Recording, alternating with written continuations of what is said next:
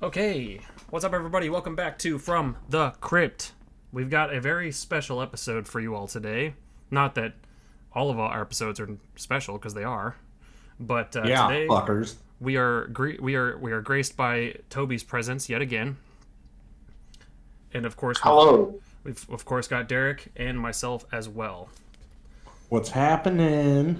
And Derek, do you want to explain to the beautiful viewers out there or listeners, depending on how you're taking in this episode, Ooh. what exactly is so special? If you haven't seen the giant art card that I had created just before this episode, plastering your screen right now, why this episode is so special? To be fair, I still haven't even seen it. No, I'm joking. Um, this is we've swapped formats now, kind of. Yeah. This will Carrying be, on the tradition. yeah. Toby, I'm not gonna lie, your mic sounds awful. I know. Okay, all right. But this is our third annual best top 5 albums of the year. Hell yeah. And yeah, just speaking a little bit for both men above me. Well, I don't know how it's going to appear on Think, but you guys are above me on the screen. We love music. Music makes us us. Hard. And so getting to sit down, talk about it, make some jokes, geek out, talking about music. So fucking grand. It's good stuff. And this is a year. What band shirt are you wearing? Me? Yeah. Oh, I've got Okay. my Fire from the God could- shirt, of course. I couldn't tell. Yeah. See? All. Hang on. Yeah. We all love fucking music. I'm ready for this. Fire from the Gods. Got the boys represent as usual. Hell yeah. I love this shirt so much just because of it's Fire from the Gods, like one of my favorite bands of all time, but also it just fits really well. It fits really good. It feels good to wear. Just top tier merch, dude. Top tier. No, I agree with the shirt I'm wearing as well. It just fucking hugs me in all the right places. Makes my it's a bits good feel fitting good. shirt. Yeah. Yeah, so basically this is something we've been doing for the past several years, as Derek mentioned, and we're uploading an edited video onto the Cosmic Pizza channel, and both of those are still up if you desire to watch them. I might leave a link in the description of this one here down below if you guys would like to see them. But they were a little bit different because we obviously were editing them, so they were a little shorter. Still pretty long videos as compared to what we had on the channel otherwise, but way shorter than this one's probably going to be. So we figured in the format of a podcast, we could probably be a little bit more detailed, a little bit more in depth, kind of go into some of the more nitty gritty shit that we had to kind of cut from the edited versions of this. And I think that'll be pretty cool. Honestly, this is probably the better format for it, to be honest with you. If we had done this on Cosmic Pizza, it probably would have been a little bit more engaging, just because we would be able to talk a little bit more about what we're going to have, like an EP of the year section, and honorable mentions can be a little bit more extended and so forth. So yeah, hopefully you all agree and enjoy. And if you're watching this as you're hearing our results for our top 5 albums of the year, make sure you leave yours as well in the comments. Let us know what you think. What do you think of our top 5s, of course, and all that kind of stuff. But yeah. The one thing I will say is I love discovering new bands. So even if it's a bunch of obscure stuff that none of us have ever heard of, please put it down there. Oh yeah, because I want to check that out. Hardcore. I second that. Especially, I'll third that, but especially because of the year we've had so far. And I was literally just about to tell this to these two, which we kind of touched up on before, but Derek and I have been kind of in the loop on the same kind of playing field as far as this goes, but Toby's got a little bit of a differing opinion, but that's the whole reason we do these things, is to kind of just shed the light on all this shit anyway. But it wouldn't be fun if we all had the same point of view. yeah, and we all listen to varying different types of stuff. Yeah, we all listen to metal and rock and shit like that, but at the end of the day, there was one of the years I had a City Morgue album in my top 5, and Derek's gonna have fucking Ghost and shit in his or whatever, you know, like just stuff that is so far left field from what I would pick. And Toby is the same way. He's gonna have a lot more deathcore than Derek and I probably would, and so forth. Oh yeah. So it's just it's a cool dynamic that we like to share. And like Derek said, we're all into listening to new music, and yeah, it's good stuff. It's fun to talk about. Can I give you all a little tease real quick? Are you gonna spoil the whole damn thing? Yeah, I'm not going to spoil anything. It's just a tease. Okay. You better show your I nose. only have one deathcore album in my top 5. Ooh. Interesting. Color That is me weird. intrigued.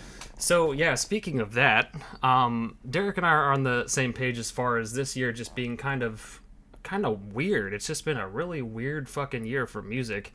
Specifically metal in general has been just a fucking odd one, and I don't really know.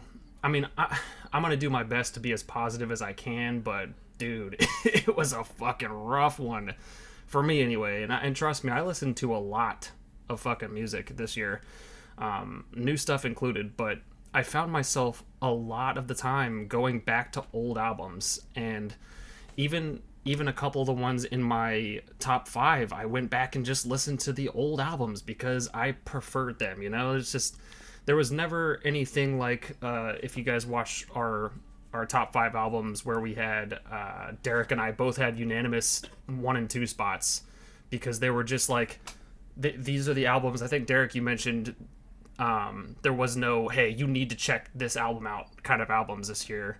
Whereas previous years we've had, Welcome to Horrorwood by Ice Nine Kills, and that was just like, I still listen to that now, you know, I listen to that all the time still, you know. Same with In the Court of the Dragon. Derek and I pretty much agreed on that one, full swing, and I still listen to that as well. More specifically, dude, Sword Over Damocles and the Phalanx and everything, those are both in multiple of my playlists still to this day, because I fucking love them, dude. But no way back, just through. Yeah, exactly. They were sticking out of the crowd, and it was difficult to make my top 5 albums this year, but not for the same reasons as it was in previous years. Because in previous years it was difficult because they were all so goddamn good, and it was hard to just narrow it down into 5. Whereas this one, I was like, man, I don't know, this one's alright, I guess, but this one's a little bit more alright. You know, like, there really wasn't a whole lot of just really, really standout stuff, in my opinion. And hopefully, next year, I think, will be a more big year for metal, but or music in general, to be honest with you. But anyway, if you guys have any more opening statements, by all means. Go ahead, Toby, because, I share a similar opinion to Jacob, so I'll close it out. I was just about to say that I'm going to be the ray of positivity in this episode in particular. You're radiating it. Because I don't think this year was all that terrible for music, metal specifically, but I was about to say that, but then Jacob said that he's looking forward to next year, and here's where I get a little negative. I don't even know if it's negative. It's just more like, it's like a realistic point of view, and I'll explain why. I don't think albums are going to be phased out. I don't think we're going to see the death of albums. I know where you're going with this.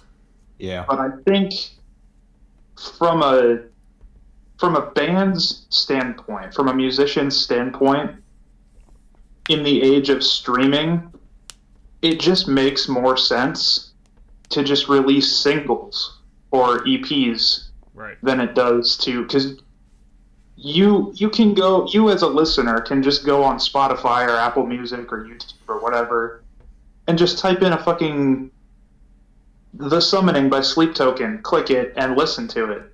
You don't have to go to the record store anymore and buy that album and listen to the whole album, you know?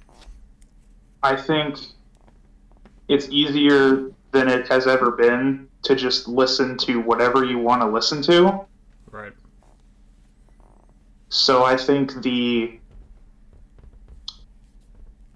the need for albums, the need to make albums isn't really there anymore. So I think that absolutely I agree. I do agree with that, and I think I also agree with Finn McKenty on Punk Rock MBA when he's mentioned this multiple times before, where metal artists in general are just kind of behind the times when it comes to that, because metal artists in general are very stubborn and they're very stuck in their ways. And this is coming from a metal fan myself. Like, you gotta understand, like, I love metal. I live and breathe metal. Okay, so like, and it's not that I don't like other genres of music, because I do. I listen to almost like 60 different genres of music this year, according to my Spotify Wrapped, and that's even probably lowballing it, really. But at the same time, I agree that metal artists in particular are just stuck in their ways, and they have to be very traditional with things, and that's fine. Like, I personally don't care, because I love getting new albums. I love getting full-length albums that I can just listen from start to finish, especially from bands like Karak Angren, where they tell a cohesive story throughout the album. Like, that's my jam, dude. I love that stuff. But I think pop artists and rap artists in particular have been picking up on that more so than metal artists, where they will start to release singles more frequently, and especially with the whole TikTok thing going on, like, it just makes a lot of sense to release singles, or as we were discussing earlier today, EPs that are just 3 or 4 different songs that kind of collectively tell or give you the sound that the band is looking for, but in a smaller package, easier to digest, all that kind of stuff. Which, you know what, power to them. Whatever helps the artists, I'm here for it. I am full support of that. But don't get me wrong when I say I would be super, super upset if we seen the downfall of full-length albums in the future, you know? Well, it's just the times in general are just changing, unfortunately, because, Yeah. like Best Buy is doing away with physical media. Yeah. And I'm sure you guys saw the thing about Ronnie Radke with they didn't sell merch at one show because of what the venue wanted for the cut of it. So they said, no, Oh, fuck you. There's a lot of bands Which, doing that. Like, yeah. And I you know don't blame what? them either. Yeah, I was going to say 9 times out of 10, I will disagree with Ronnie Radke, but on that, I was like, no, you fucking go. Because, yeah, the musicians are the ones that are getting just absolutely raked over the coals. Everybody is taking more than their fair share, and they are not being justly compensated. Yeah. So, yeah, that, unfortunately, we probably are coming to that. And I will say when we get to the point where there's like legit 2 albums and like 19 great EPs, we'll change the rules a little bit. Yeah. But yeah, I'm hoping that next year is better, because this year was very Lackluster. yeah, like none of my top 5, and don't get me wrong, I like these albums, or I would not be talking about them, but none of my top 5 will probably make my decade end list. No. I would be very shocked, because like last year there was legit 4 solid albums that I was really struggling with to put at number 1. Year before that was the hardest, with Trivium's In the Court of the Dragon and Ice Nine Kills Welcome to Horrorwood. Both of those are 10s. This year there wasn't a clear-cut 10 in my mind. At best we're looking at 8 5s. And that's still good, but it's not great. And so that's why I think the music this year was very just and yeah, I found myself listening to albums from the last 2 years more than these albums came out this year. Big same. So you mentioned rules, Derek. Did you want to go over the rules, or you want me to go over the rules? Okay, just so the listeners and watchers have an idea of what our criteria for the top 5 albums of the year are. We will have honorable mentions. Which can be anything. Yeah, honorable mentions can be anything. EPs, singles, whatever. Doesn't matter. And then the top 5 is just albums, full-length albums. Studio albums, not live albums, not re-recordings, not live, not whatever. Yeah, and no re-releases, because I'm not going to name the band, because I'm not going to get that much flack for it already. But one band re-released a double album earlier this year, not even gonna lie. With the slate of music, I would have put it at number one and been fucking hung by my nuts in a tree. Um, I'm not gonna say who the fuck it is. Do your own research. But Yikes. yeah, and then we will have an EP of the year, or as I've so eloquently spelled on my computer, ePotty. ePotty. What the fuck? Well, you put EP of the year at ePotty. Oh, yeah, I see. That makes sense. And then I definitely want to do, because I know I've told both of you, I want to talk a very little bit about a section that I'm just going to call it.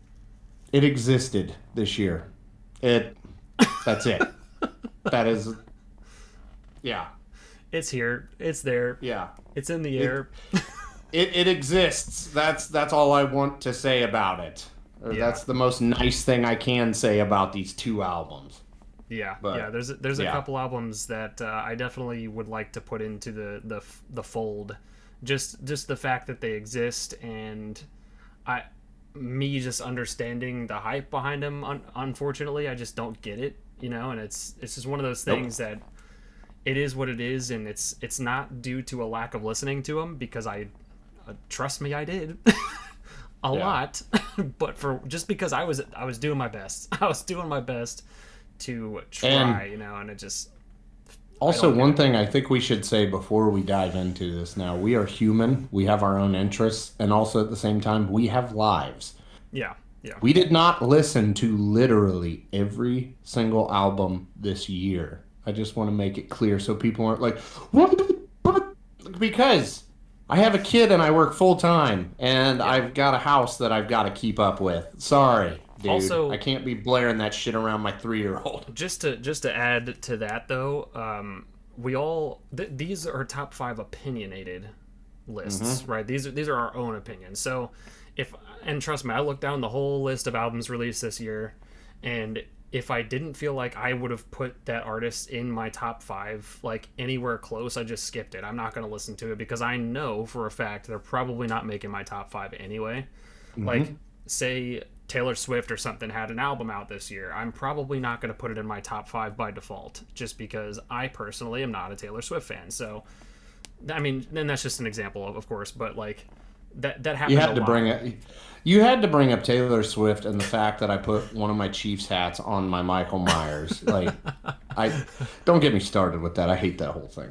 Yeah. But I do. I can get down with some Taylor Swift though. But just fucking stop going to games, please. No, I mean I don't mind her. It's not my cup of tea, So. Actually, no. Media needs to stop covering it. She can go and enjoy herself just like any of us. They need to stop making a big deal out of it. Move on. I'm really happy that I don't. Honestly, I'm really happy that I don't know what the fuck you're talking about. Thank you. You're fucking living in a world I wish I was in now. I vaguely know just based off of like stuff I've seen on Facebook, but I don't follow sports, so I don't really care. It doesn't bother me. I exist within a bubble of my own personal interests, and I rarely break out of it. Yeah, no, that's fair. My bubble sucks. Okay, so did you want to start with EP of the year, or did you want to start with honorable mentions? Let's start with honorable mentions first. Okay. Did you want to do honorable mentions that are like legitimately honorable, or the ones that exist?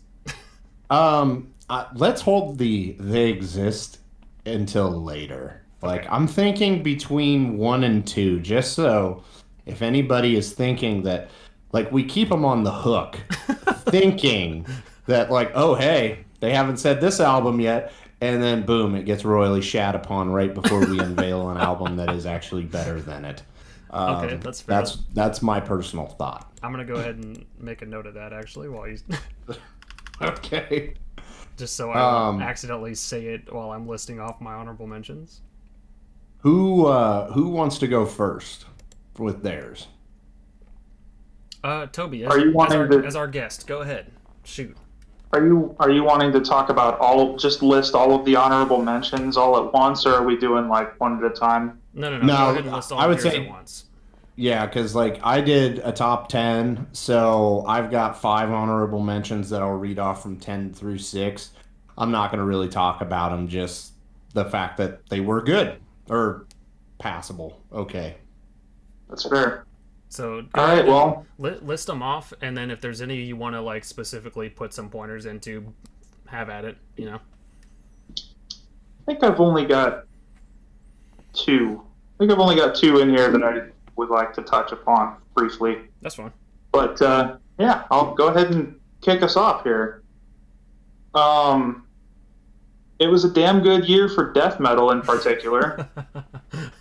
I'm not a massive death metal fan, so not a whole lot of them made my top 5, but figured I'd throw them here in the honorable mentions. I have Terracite by Cattle Decapitation, Okay.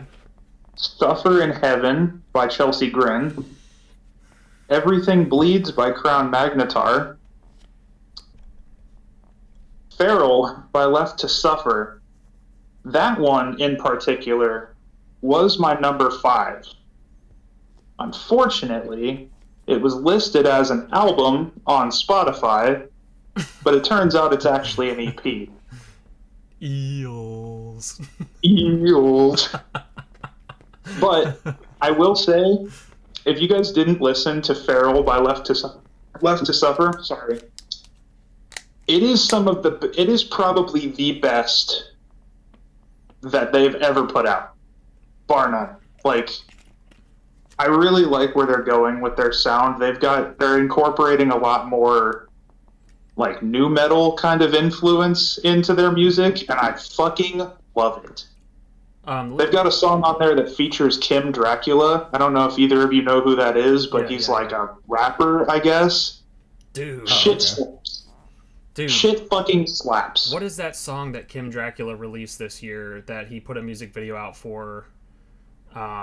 It would have been a couple months ago, I think. Let me look that up real quick because that was fucking insane. Even if you're not like a giant fan of like the style of music that he does, I would highly recommend anybody. Superhero. The song Superhero. Yeah, I've never heard. I've never really listened to his music, but I haven't either. But that video came up in my recommended on YouTube one day, and I was like, you know what? I've heard a couple of things that he's done. I'm gonna give it a peep. And I was just chilling, drinking my coffee and shit. And I'll honestly put this in as an honorable mention but definitely fucking listen to it. Superhero by Kim Dracula. Watch the video too. It's fucking wild. But this dude's vocal range is absolutely insane. I'm talking when it screams, clean vocals, his flow, everything about it is ridiculous. And he's just a talented person, honestly. And by all means, even if you're not a fan of the style of music that he makes, dude, you gotta check it out. It is insane. But Left to Suffer, though, I did not listen to their EP, but I follow Taylor, right, the lead singer. Taylor. Yeah. I follow him on Instagram, and I watch all of his vocal covers and shit that he does, and his little like snippets. The dude is fucking immensely talented as well. I just added it to my stuff on Spotify to check out. Yeah. Yeah. As far as just straight up, like, he's a deathcore vocalist first and foremost. So his lows and his highs are fucking insane.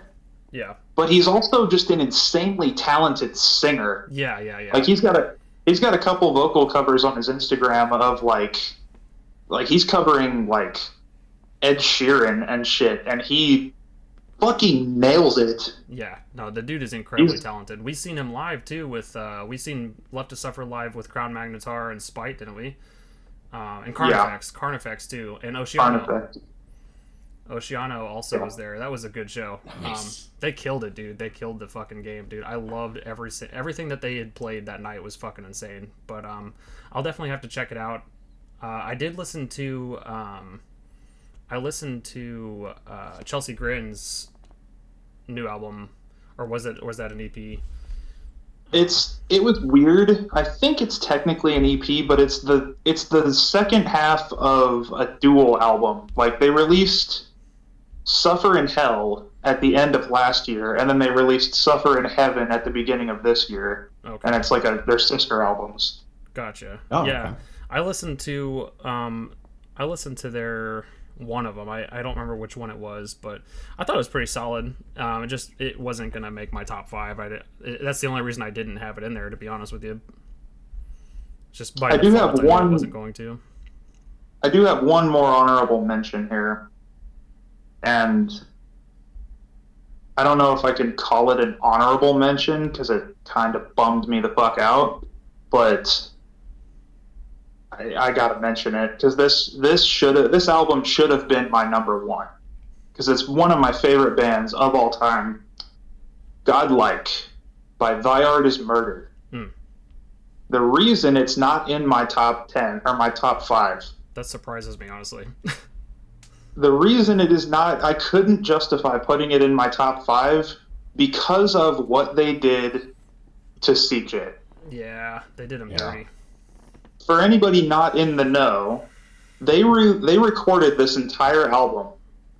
It was done. It was ready to ship. And then the singer of this band said some questionable shit on social media. I'm not going to get into the politics of it because it's irrelevant, but yeah, it's politics. He said some questionable shit on social media. And the band's response was to go behind his back, get a whole-ass new singer to re-record all of the vocals for this album. And they just completely cut his shit out and put the new guy's shit in and shipped the album and then kicked him out over a phone call. Yeah, it was dirty. They did him super fucking dirty. And the album's not bad. The album's not bad at all, and the new singer, if you didn't know, you wouldn't know, you know? Right. Like, he sounds just like him. It's just the principle of it. Like, I put it in my top 5 at first, and I was sitting there looking at it, and I was like, I can't in good conscience have this in my top 5. Right. I get that. Oh, Signs of the Swarm was the other deathcore one I was thinking of. I listened to that one quite a bit as well. It was pretty cool. I actually didn't listen to that album. It was solid. It was pretty solid. Overall, you'll know why when you hear my top 5 and some of my honorable mentions. But you already know I'm not exactly the target demographic for deathcore in general. I love deathcore music, but it's just not. It's not my cup of tea when it comes to other stuff. You know, when I've got other genres that I would much rather listen to. So. That's valid. But no, it was a solid album though. I definitely would, if you're a deathcore fan, check out Signs of the Swarm's new album as well. It's pretty cool. But yeah, other than that, that's my honorable mentions. The only other thing I want to briefly touch on is a single that was released that basically made me a fan of this band. I mean, I already kind of fucked with their music, but like I've been listening to almost exclusively this band for the last 3 months, and it's just because of this one song that they put out. Theory of Mind by Kublai Khan. Oh yeah. Came out this year. It's the only song they released this year, but it is so fucking good. I love this song so fucking much that it made me go back and listen to all of their back catalog. Dude. Yeah. This is one of the heaviest bands I've ever heard in my life. Yeah, Kublai Khan fucked me up in the pit that day. Not nearly as much as Thy Art Is Murder fucked me up, but Kublai Khan definitely hurt. I'm not gonna lie. Toby was there. Yeah, good time. That shit hurt. I'm too old for that shit, but I did it anyway because I was drunk and I didn't give a damn. But you wrote a receipt that your ass couldn't cash. That's for sure. That's probably the best thing I've heard all day. But yeah, pretty much. But yeah, no, dude. Toby, you'll get a kick out of this. But Deanna, my little sister, my sweet, lovely little sister, has been listening to Kublai Khan. Shout out, Deanna. Love you. But she's been listening to Kublai Khan in the gym and shit like that. And I'm like, my little sister's growing up so fast. This is fucking beautiful, dude. I love it. It's good fucking pump music. I wish I had gone into this deep of a dive into their music when I was still at Walmart throwing trucks. Yeah. Because you would have seen shit flying out of the trailer. I Fuck. can't say names, but you'd be like somebody. Yeah, okay. Like this boy comes out the gate and just like, just the first fucking monkey see, monkey do, and I'm just fucking. Yes, dude, it's so good. It's good stuff. Absolutely. Love Kublai Khan. Put out some more music, guys. Do you want to go ahead with yours, Jacob, or did you want me to go with mine first? Go ahead. Go ahead. Okay. All right. My honorable mentions are 10 through 6. Number 10, Currents, The Death We Seek. Number 9, Beartooth, The Surface. Number 8, Three Teeth, Index. Number 7, Story of the Year, Tear Me to Pieces. Okay. And number 6, which this was my shocking one, for me at least. Hardy, The Mockingbird and the Crow. Oh, right. One of my friends, he came back, and so we went and they got 2 boys, and so we had a play date, and he's like, dude, you gotta check this out. And I was like, dude, what? And I did, and I was like, yep, I can definitely fuck with this. That was one of the most shocking things of this year, which in the back of my head, I'm like, if this would have been 2021, that album wouldn't have even pissed on your top 20, and it's number 6. Yeah, that's kind of the state of So my top 5 in general, and my honorable so mentions. just to clarify, like my honorable mentions weren't in any particular order, but yours were. Oh yeah, no, it's me. Okay, so me and some of my friends, long time going back. I think back to 2012, 2013. We would always do like a top 12 of 2012 or a top 15 of 2015. So I've just always gotten used to just making 10 and then just 5 for honorable mentions, and yeah. Okay, cool. So that's just a personal thing. Right. No, you're good. That makes sense. Ugh. Was there any Yeah. any other pointers you wanted to I just want to say that it was awesome that Story of the Year had a good album this year. Because that was high school for me, elementary school for you guys. When Page Avenue came out. Well, Toby, it was 2004. How old were you then? I was 6. I'm not wrong. But anyways, so I was way a couple back, grades higher. yeah, way back when, there's Yellow Card, freaking My Chemical Romance, I think had yet to like really break it big. Those pop punk bands, like I was big into those when I was in high school, so I'll always have a soft spot for that. So when I was like, oh, they're putting out an album this year, let's check it out, and I was like, holy shit, it's actually good. Nice. Oh man, yeah, I felt like I was 16 again. So yeah. Hell yeah. That's always Love good. that. Always good. You got some of your old school bands and shit coming out with stuff that you would have probably not listened to normally at this point in your life, but then you're like, oh, actually, hey, that's pretty fucking sick. Yeah, no, I can still get down with any of that. Like, love that. Yeah, like for instance, if Good Charlotte were ever to put out another new album, I would definitely check it out because that was my shit back in the day. Yeah. Wish I could say the same for a couple bands that may get mentioned. Actually, let me double check this real quick. But What, as they exist? Because high school me's also pissed about that too. Yeah, there's one band in. That band's gonna be. I gotta put that in here. I don't know why I forgot to. Sorry, guys. That's an important one. Like a very important one. But them or like Bullet for My Valentine, for example, I just have not liked anything they've put out as much as I have from like Venom on, basically.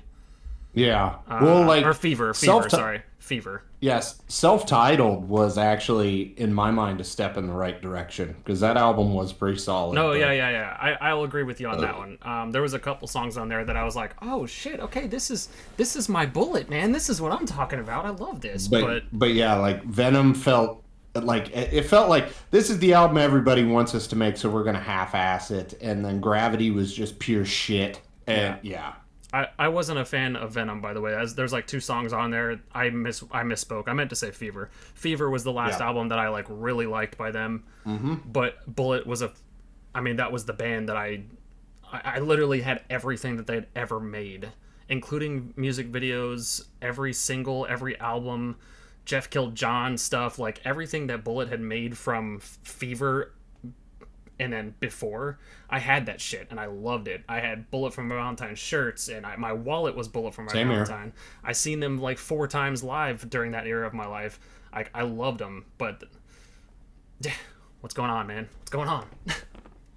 But anyways, hit us with your honorable mentions, Jacob. Okay, so my honorable mentions. One of them actually was in my top 5 until I realized that I can put something that's not metal into my top 5, because for whatever reason, I wasn't thinking about that time I put City Morgan in my top 5, so I could have definitely done that. But Pyramaze was their new album. Let me double check the name of it real quick because I'm blanking and I'm an idiot. Pyramaze is a band that I have like kind of always had on my radar, and I've always liked their music, but it's never been anything that like I will go out of my way to listen to all the time. But this year, in particular, their album Bloodlines was really cool. If you're into power metal at all, it's just a super fun, very melodic, very empowering feeling power metal band, as it should be, you know. And I do remember in like previous years, I wouldn't have said the same, you know. Like I've always liked Pyramaze, but never would have made my list otherwise, probably. But this one was actually in my top 5. Had it not been for that other album that I had to scooch it out of the way for, it would have been it, because it's just fun, and it's one of the albums on this list that I actually went back and listened to a couple of times, like several times, you know. I'm glad that you clarified that it was power metal, because I have actually never even heard of Pyramaze, and I was going to ask you to just give me a rundown on what the fuck it even is. Yeah, dude, it's like power metal. It's like if power metal was, I don't know how to describe it, but have you ever heard of the band I'll talk to you about it later, but it's fun. It's good stuff, and even if you're not into power metal, it's just a really cool sounding thing to listen to be honest with you. It's just really cool. So definitely check out Bloodlines for sure if you're interested in that. But that was one of the few I wanted to kind of touch up on. And also, just like Toby, mine are not in any particular order. They're just kind of here. But Black Braid, their album Black Braid 2 was really cool. I had Dead World by Dope. I also had Confessions of the Fallen by Stained. And one that was kind of out there. Oh, wait, there was one more, sorry. The new Ahab album, The Coral Tombs, was pretty cool. I thoroughly enjoyed that quite a bit. And it was probably a little bit shocking when a lot of old ladies or somebody is walking their dog and I'm delivering their Amazon packages, hearing me blast Ahab from my Amazon van. But they'll be all right. They're fine. It might be scarred for the rest of their life, but it's all right. But it's just a cool sounding album, to be honest with you. The Coral Tombs by Ahab. And then the last one was kind of a weird one. It's just kind of out there. I kind of want to shout him out because it's not an artist that you guys would have ever heard of, but it's a guy that I went to high school with, actually. I want to say he graduated like a year before me, but he also might have been in my class. I had a really big class, so like a lot of it blurs together for me nowadays. But Bradley Blair is his name, and he released an album called Ringlorn, Ringlorn, and it's just straight up fucking like shanty, like bard music. it's like the only way I could fucking think about or like describing it, but if you're a fucking nerd and you're into like D&D sounding like atmospheric, really groovy sounding cool guitar riffs and shit, like acoustic kind of stuff, it's just really fun, honestly. It's a fun fucking album, and it's a concept album too, I believe. But I found myself listening to that quite a few times, to be honest with you, which is a complete left field from Ahab or Pyramaze or anything. But it's like it's straight up bardcore. I don't even know how else to fucking describe it, but Nice. It's fucking wild, and I thought it was really cool. A lot of the guitar riffs and shit were just super catchy.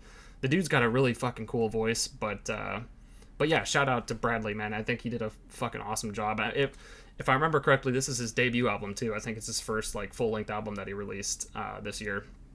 So definitely check out Ringlorn if you're into some cool nerdy D&D sounding shit. But it's fun. It's fun. It gives some like 70s vibes, like 70s, early 80s kind of like D&D bardcore shit. I don't even know, but it was fucking cool. It was cool. Definitely. You're gonna have to link me that, because that sounds like something I'd be into. Yeah, no, it's fucking sick. I'll send you something later, but Yeah, so send it in the group chat. I want to check it out too. yeah, no, dude. If I get you guys onto fucking Bradley, man, and you guys are listening to fucking bardcore in the middle of your goddamn work. Hey man, Oh, shit my pants, we're all about fucking supporting local music. Yeah, dude, for real. We love it. It's good stuff. It's Gotta a shame. support the little guy. It's a shame that I didn't like. I didn't really talk to him very much. I may have spoken one thing to him one whole time in my entire life, but he's always been on my friends list on Facebook, and I seen him post it, and I was like, oh shit, this has been a weird time for music. Let me go ahead and check this out. Why not? And yeah, I actually enjoyed it. I thought it was pretty fun. But yeah, Ringlorn by Bradley Blair. Those are my honorable mentions, and I accidentally stuck my They Exist things in here as well, but I'll go ahead and move them down a little bit so we can talk about them a little later. Yeah. Yikes. Because I added another one that might be semi-controversial, but I promise I will explain my thoughts on it. Oh, I already know mine's going to be controversial. I know it's going to piss a lot of people off, but it's gonna piss a lot of people off. But dude, I don't care. Y'all can bite me, dude. I don't give a shit. I have a feeling I already know what yours is. You do. Yeah, because one of them's mine too. Oh, damn. The difference is Derek is probably a lot nicer than I am about it. If it's the one I'm thinking of, it's actually in my list. I kind of felt like it would be. Like top 5? We'll get to that. I wonder. Yeah, we'll come back to that, because now I'm you start number 5.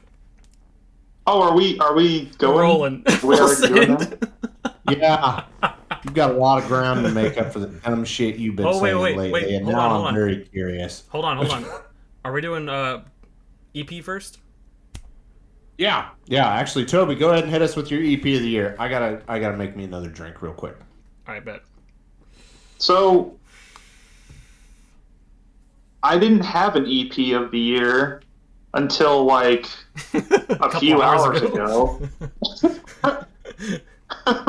This was in my top 5 because I was under the impression that it was an album. As a matter of fact, this was my number 2 in my list. God damn. The Sleeping Sun by Worm Shepherd. Ooh, yeah. And I actually went back and I skimmed through our previous 2 albums of the year videos. And I could be wrong, but I'm pretty sure, I'm like 80% sure, that if this had stayed in my list, it would have been the only time across all 3 of us that an artist has made any of our top 5s twice in a row. Well, I would say that's just because we didn't do one in 2020. Because, but I can definitely tell you what the Dead Men Say would have been in my top 5, if not number 1, which it is, and in his too. Yeah, it would have been in my That's top fair. 5. I don't know if it would have made my number 1. I'd have to go back and see what else came out that year, but 2020 was pretty bland. it would have definitely made my top 2020. 5. But it gets a pass because that was the pandemic, Yeah. So nobody was really putting anything out. Somebody look this up. I can't do it because I'm on my phone. I got you. I do believe Frankenstein came out in 2020. That would have been probably mine and Jacob's number 1. Dude, Frankenstein Yeah. would have been 2020, yeah. yeah.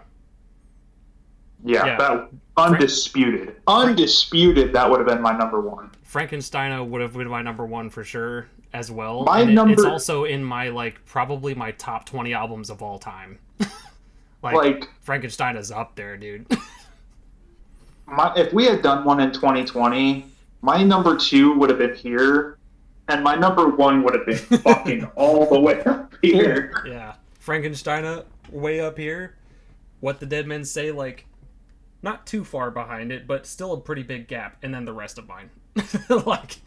I love that album. Toby can actually vouch for this. I created an entire D&D campaign for him and a couple of other people that completely centered around Frankenstein, Strati Mutanus by Karak Angren. That's how much I fucking loved it. And he also would be able to vouch that I listened to that album for 3 months straight. Nothing else. I didn't listen to anything else whatsoever other than that album, and maybe a couple of times I would listen to the other Karak Angren albums just to get some more stuff to put into the campaign.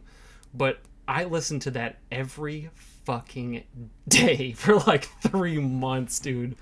It was ridiculous. We got massively sidetracked here, so I'm gonna get us back on track. The Sleeping Sun by Worm Shepherd is the best, in my honest opinion. It's the best work that they've ever put out. It is phenomenal. It's some of the best modern deathcore I've ever heard. It is. As somebody that isn't the world's biggest fan of it, yeah, that shit is it has an atmosphere to it, and it is really fucking good. It is fantastic. The song, what is it? The Dying Heavens, I think, is the name of the song. Yeah. It's unbelievable. Yeah. When that song came out, I listened to that song on repeat, for 2 weeks straight. Oh, dude, I had it on repeat quite a bit as well. It's such a good song. I'll be completely honest with you. The only reason I wouldn't agree that it's the best thing that they've ever put out is because it wasn't longer. Because I wanted more of it. Yeah. And I liked Ritual. Yeah. I liked Ritual hymns a lot. I listened to Ritual hymns quite a bit. But other than that, I would agree with you. Absolutely, hands down, some of the best songs that they have ever released. Ever. And it just makes me even more pumped for what they've got in store. It's good shit. Yeah, they've been hella quiet lately. Yeah, they have. It's all right. I live closer to where they're from, so maybe I can just swing on over to their place of origin and beat it out of them. Yeah, I was to say, or just politely ask, "What's up, homies?" Dude, Toby and I both you have got some of that Devin. new music for me?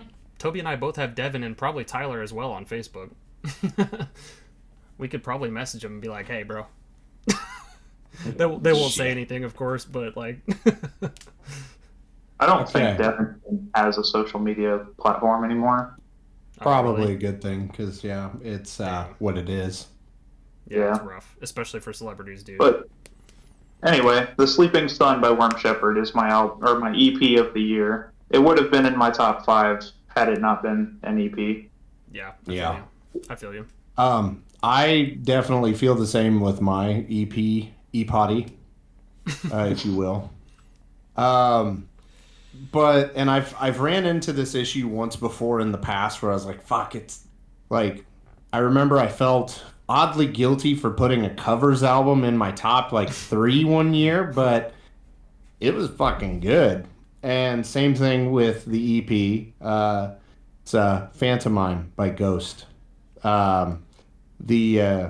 Just all 5 covers. Jesus He Knows Me, was the lead single. And if you have not seen that video, watch it. It is beyond fucked. But in a very funny way. Because that video is more or less exactly how I view super religious people. Because they don't practice what they preach. Let's just say that.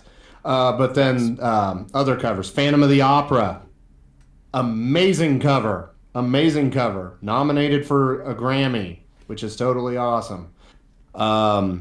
See No Evil, I didn't know that song beforehand, but I love it. Kid loves it. The only song that I was iffy on at first was Hanging Around, but that song grew on me a lot. And then they close it out with a cover of Tina Turner's We Don't Need Another Hero from Mad Max Beyond Thunderdome. Nice. And just top to bottom, I loved it. 5 cover songs seriously would have beat out my best album of the year. And I know I love Ghost. That like I told you, my previous dilemmas with putting cover albums as high up as that. I wouldn't have even questioned it for this year. Yeah. Yikes. Oh yeah. Yikes. I actually forgot that even existed. Yeah. No, it's a banger, dude. And I think three songs from the EP were in my Spotify Rap top 5 with Jesus He Knows Me at 1, Phantom of the Opera at 2, and then I believe See No Evil was number 4. Nice. Speaking of cover albums, I believe Non Grata put out a cover album this year. They did. I forgot about that as well. Yeah, they put out a Non Grata album, a covers Volume 1 album. Shout out to Non Grata, guys. Go check them out. Good local band. We've seen them a couple times now. Fun quick, group of guys, man. Ooh. Real quick, I'm going to. You guys keep doing what you're doing. I'm gonna mute myself and readjust my setup because I definitely do need to plug my phone in. Okay, that's fair. Somebody told you about this genius thing called extension cords. All right, so dude, so just looking at the covers on this is a banger, dude. Like waiting to be unwrapped. Lunatic Fringe. I don't know Play the Game Tonight, but I ran Cruel Summer, Need You Tonight by INXS, and Headed for a Heartbreak by, I'm assuming, Winger. Awesome. Dude, Non Grata's fucking cool, man. They're a bunch of cool guys. They actually played for us at the zombie run that we did. They came down and played for us when we did the zombie run for 2x4s for Hope. They're super cool guys. Nice. And they didn't ask for any money either. They did it completely on their own accord. And they're from like Iowa City, so they drove like an hour and a half just to do that. And super cool dudes. Yeah. But when they came down, awesome. Dude, Toby and I, speaking of covers, they also do a cover of, or I don't know if they do or if the singer's band, that they have like a Stone Sour tribute band or something like that. Okay. And they do a cover of Bother. And I'm curious why you're laughing on the song subject matter, but I'm curious. Because I was drunk, and I knew that at least the singer did Bother in his other band. So out of curiosity and my drunken stupor, I was like, Bother! Bother! Just like a really pause in their fucking set list or whatever. And he looked down at me and smiled, and I was just like, nah, I'm just fucking with you. And I went back to get another beer or something like that. And immediately they started playing it, just ding, ding, ding, ding, ding. And I was like, dude, give me my beer, dude. And I fucking grabbed my beer and ran back over there as fast as I could. And Toby and I started a little mini mosh pit to the fucking cover of Bother by Stone Sour. Oh my god. It was beautiful. So I can officially say that I have moshed to Bother by Stone Sour. Oh god. All right. E-potty. What is it? Okay, so my E-potty of the year... Oh, wait. Sorry, that is... Never mind. My E-potty is also The Sleeping Sun by Worm Shepherd. I definitely put that in there, but I do have I have a quick mention because it also could have been my EP of the year, but A Very Deathcore Christmas with Bro Job Part 2 also Number 2 for me. Easily could have made my EP of the year because it is just a fucking banger, and we need more heavy metal Christmas albums. They just need to happen, and they Facts. blow it out of the water every single time. But I also didn't realize that To the Hellfire, a Christmas version of To the Hellfire, is something I needed in my life until Brojob made it a thing. And I was like, what am I even listening to? This is probably one of the most beautiful things that has ever graced my ears, ever. And I loved every second of it, dude. It was so good. So good. It is on a different level. Those guys are just super fucking fun, dude. I'd love to see them live. Are those all PS5 games in the back, Toby? God damn. Second shelf, not the lowest shelf. Yeah, right there. 360. Oh, okay. I was going to say, Jesus. Rolling in the dough now. But, all right. Yeah, those would have been my EPs of the year. I wasn't able to decide, but I think I'd probably have to put The Sleeping Sun just for... And... Toby has disappeared entirely. Oh, there Jesus, Toby. Jesus. Okay, I there he was is. trying to get fucking cameras back up here because Jacob was frozen and Derek just wasn't there. every single time Toby disappears, you'll see it on the recording, but Derek turns into Toby because of where his fucking nameplate is. His camera just shifts over to where your name is. That sounds about right. Yeah. But All right, let's get into the top 5 albums of the year. And I think Derek's pretty curious about you, Toby, so we're going to have to fucking start with Toby on this one. Yes. Oh. All right, let's see what we got. Alrighty. He pulled the notebook out. Oh, Lord. As I previously mentioned, Feral by Left to Suffer was my number 5. But I had to kick it out because it turns out it is in fact an EP. But I replaced it with Sky Void of Stars by Catatonia. Okay. Okay. Honestly, it's a really great album, and it was in my honorable mentions. I just swapped the two, but BRB. It's a great album. It's just not. It's not. I don't like it as much as their older stuff. Like, Fall of Hearts. Yeah, like the Fall of Hearts is my favorite Catatonia album ever. I love it. Like you mentioned that earlier, that like a lot of the stuff that came out this year was just not as good as their old stuff, and this is the one time that I think I agree with you on my list, and at least.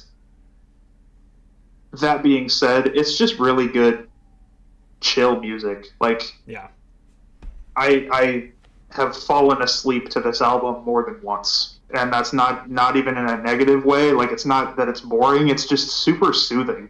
Yeah, no, I agree with that. I also had it in my playlist of albums as a runner-up. I mean, it would have probably made my top 5 had some of these other ones not been like ones that I wanted to listen to more.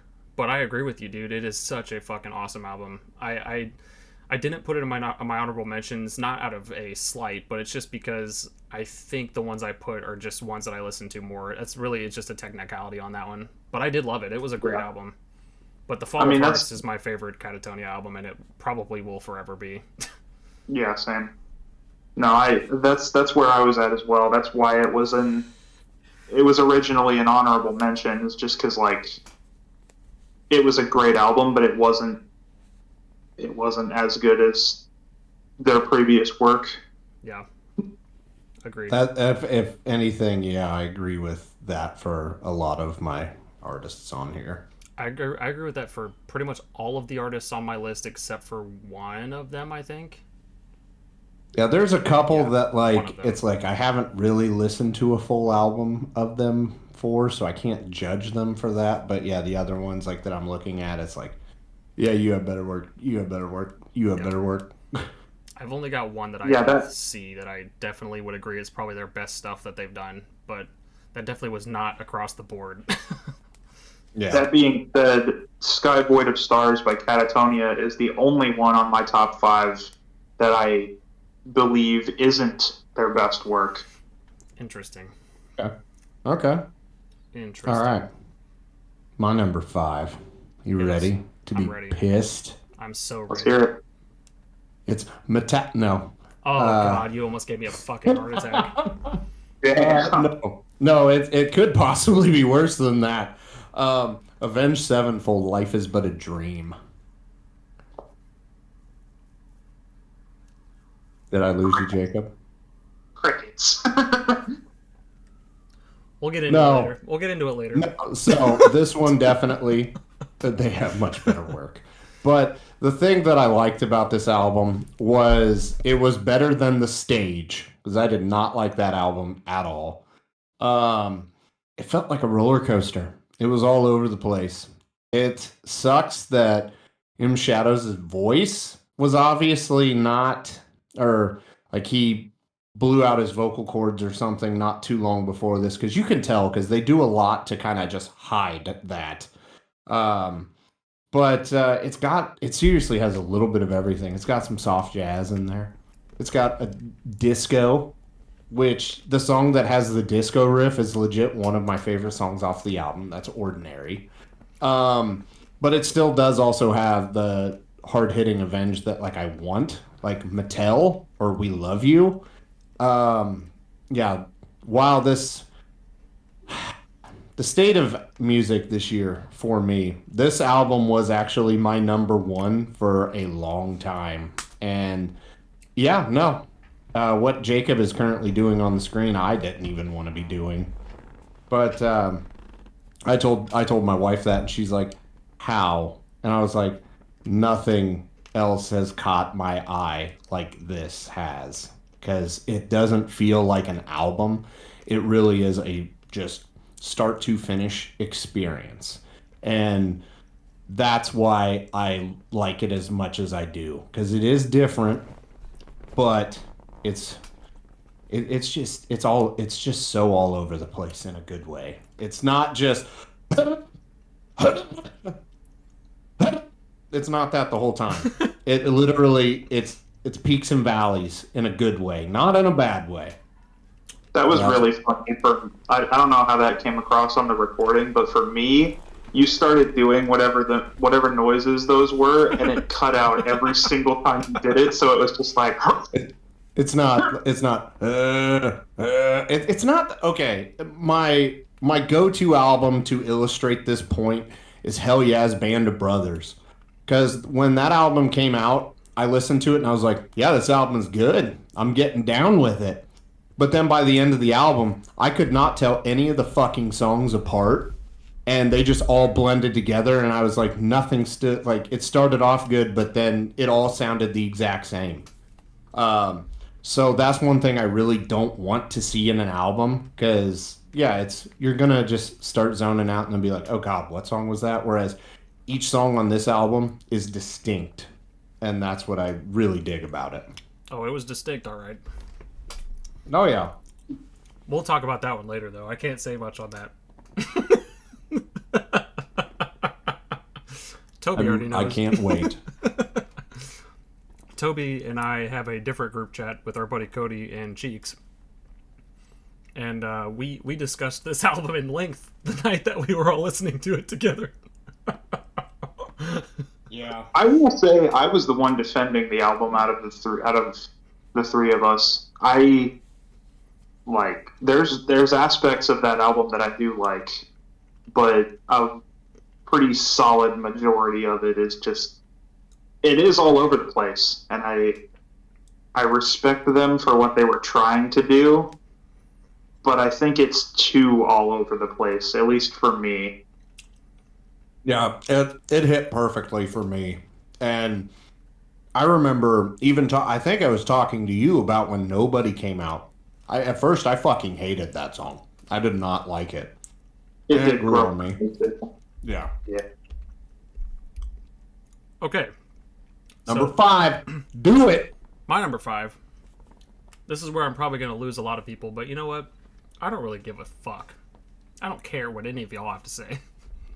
It was a damn good album, and I'm not going to pretend like it wasn't. I think I already know where this is going. The Other One by Baby Metal. Oh, okay. Nope.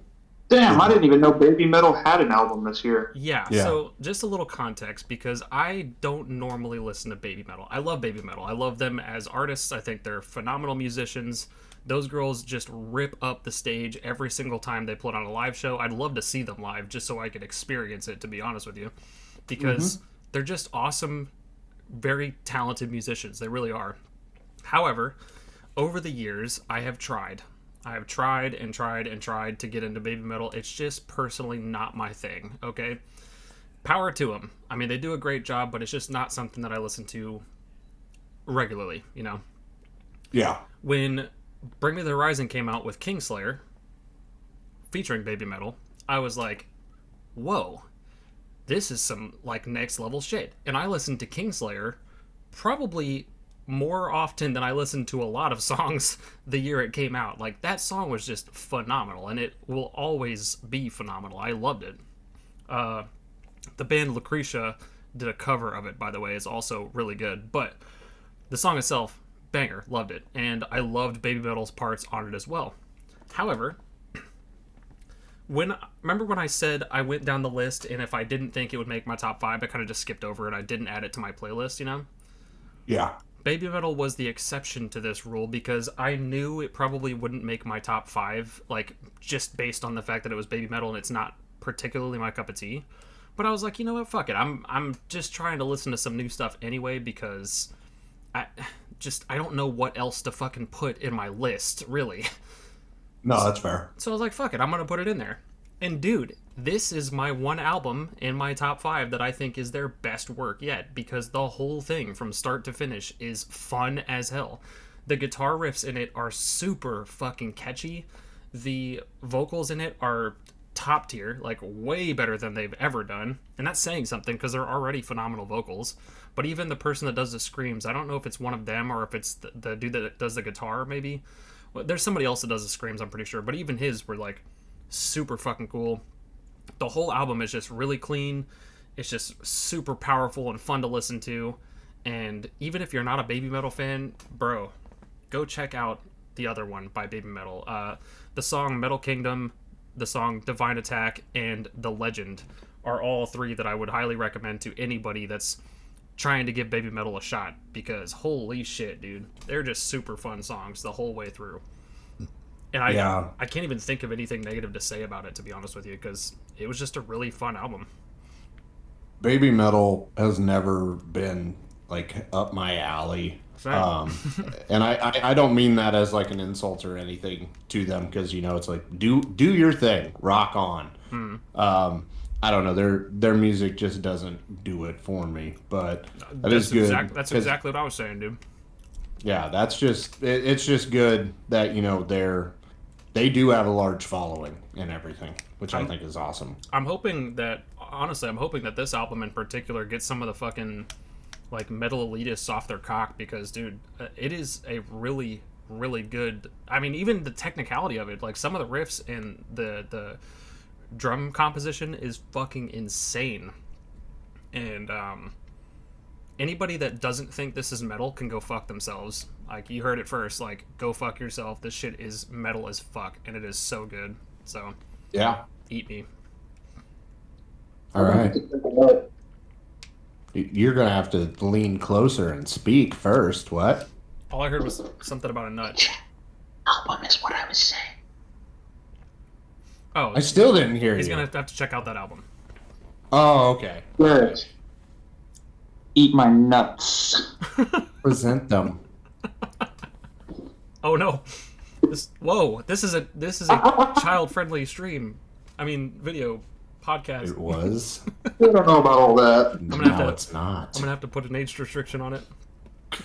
All right, Toby, number 4. Do it. Number 4. You remember how I said it was a good year for death metal? Yeah. My number 4 comes from the fucking death metal kings themselves, with their 16th studio album, Chaos Horrific by Cannibal Corpse. Yeah.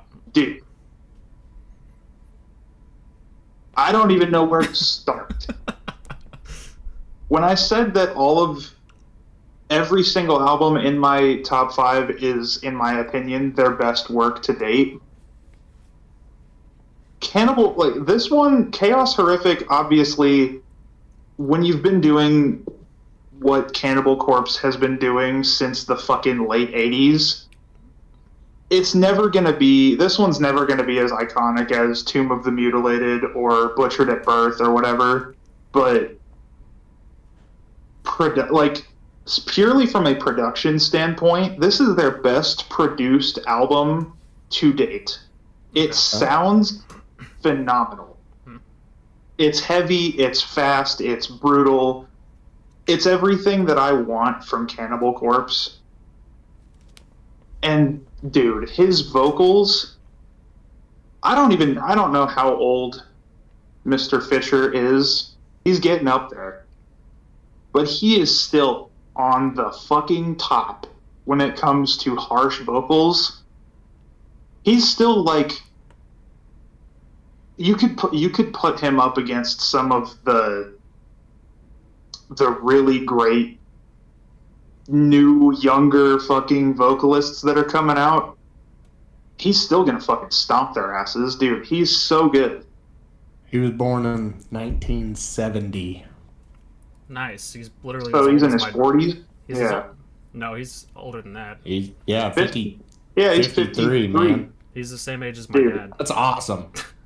My dad is 53. Mr. Fisher, Mr. George Corpse Grinder Fisher, 53 years old. Keep doing your thing. He has not wavered in his voice at all. He still sounds just as good as he always has. Right. And I love it. I hope Cannibal Corpse keeps doing what they're doing for a very, very long time. This album was great. So, the thing about the new Cannibal Corpse album, I loved it. I thought it was a great album. But the reason I didn't have it in my top 5 or my honorable mentions is because at the end of the day, it just sounded like another Corpse or Cannibal Corpse album, you know, and that's good. You know, that's good because I know that the fan base for Cannibal Corpse wants that from Cannibal Corpse, but I mean, personally, obviously, because these are opinionated lists, that's the only reason I didn't have it in there. It's just because it sounds like another Cannibal Corpse album. A great Cannibal Corpse album, don't get me wrong, but just another Cannibal Corpse album at the end of the day, you know? That's valid. Yeah. But when I was talking about the production, I picked up on that immediately. As soon as, because when we were in Montrose when we were getting tattoos, we were talking to Chris about Cannibal Corpse, and it was right after Violence Unimagined had come out, and he was saying that he thought that was their best produced album, and I agreed at the time. I don't know what they're doing differently. I don't know if they got put on a different label or if they're independent now or whatever. I don't really follow Cannibal Corpse like that, at least, but whatever they're doing on these newer albums, it sounds fucking phenomenal. Oh yeah, it did sound really good. There's no argument there. It was a fucking solid ass album, that's for sure. Shout out to Montrose Classic Tattoo. Yeah, if you're in the local southeast Iowa area. Wrong side. Shut up. Look, man, it's been a long fucking day. If you're in the local southeast Iowa area, if you're in that east-west version, Classic. They do great fucking work. Yeah, Chris is super awesome. Kayla, Toby, you guys rock too. Facts. Okay. I unfortunately missed my chance to grab any tattoos from y'all, but if I ever visit, I'll do my best. Yeah, just let me know in advance and I'll make us appointments. Let's do it. Okay, number 4. What you got? I'm gonna see Jacob eye roll again. Oh god damn it! Fuck me.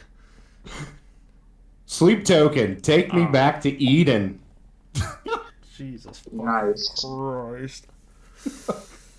So a lot of the same points that I had about Avenged, I felt with this album too. Not like it is all over the place, but in a good way. Once again, like, Are You Really Okay? Completely different. And Do You Wish That You Loved Me? Completely different from like The Summoning, which is just, oh fuck, I love it. Like, Nothing beats putting that on in the shower, and when it gets to the part that I know you know what I'm talking about, Toby, and just fucking just breaking shit in the shower, fucking raging hardcore. This album, like I said earlier, this was a weird year in music for me. I legitimately had a country-ish album in my honorable mentions.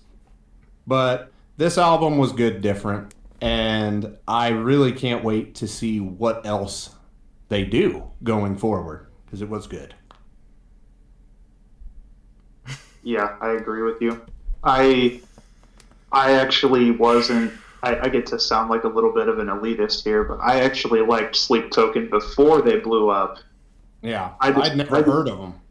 I discovered Sleep Token when they released the song Alkaline, and I was like, dude, this sounds fucking awesome. This is like super different than anything that I've heard before, and I like it a lot. And when they blew up, when they released The Summoning, I was like, shit, okay, we're onto something here. Yeah, yeah. This is when I said earlier that three of my bands in my top five have better work. This is one that like I still haven't even went back to check out their previous work because I do enjoy this album a lot.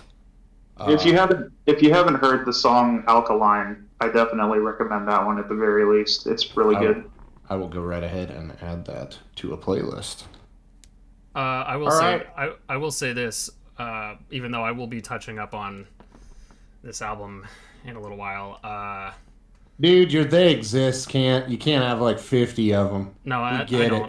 it. I've only got two. But anyway, if you're trying to find the same sound in this album from Sleep Token and their older stuff, you're probably not going to find it. Other than maybe Alkaline, like that. It's really the only song that I can say has a similar sound that I've heard, and I have gone back and listened to some like most of their older stuff.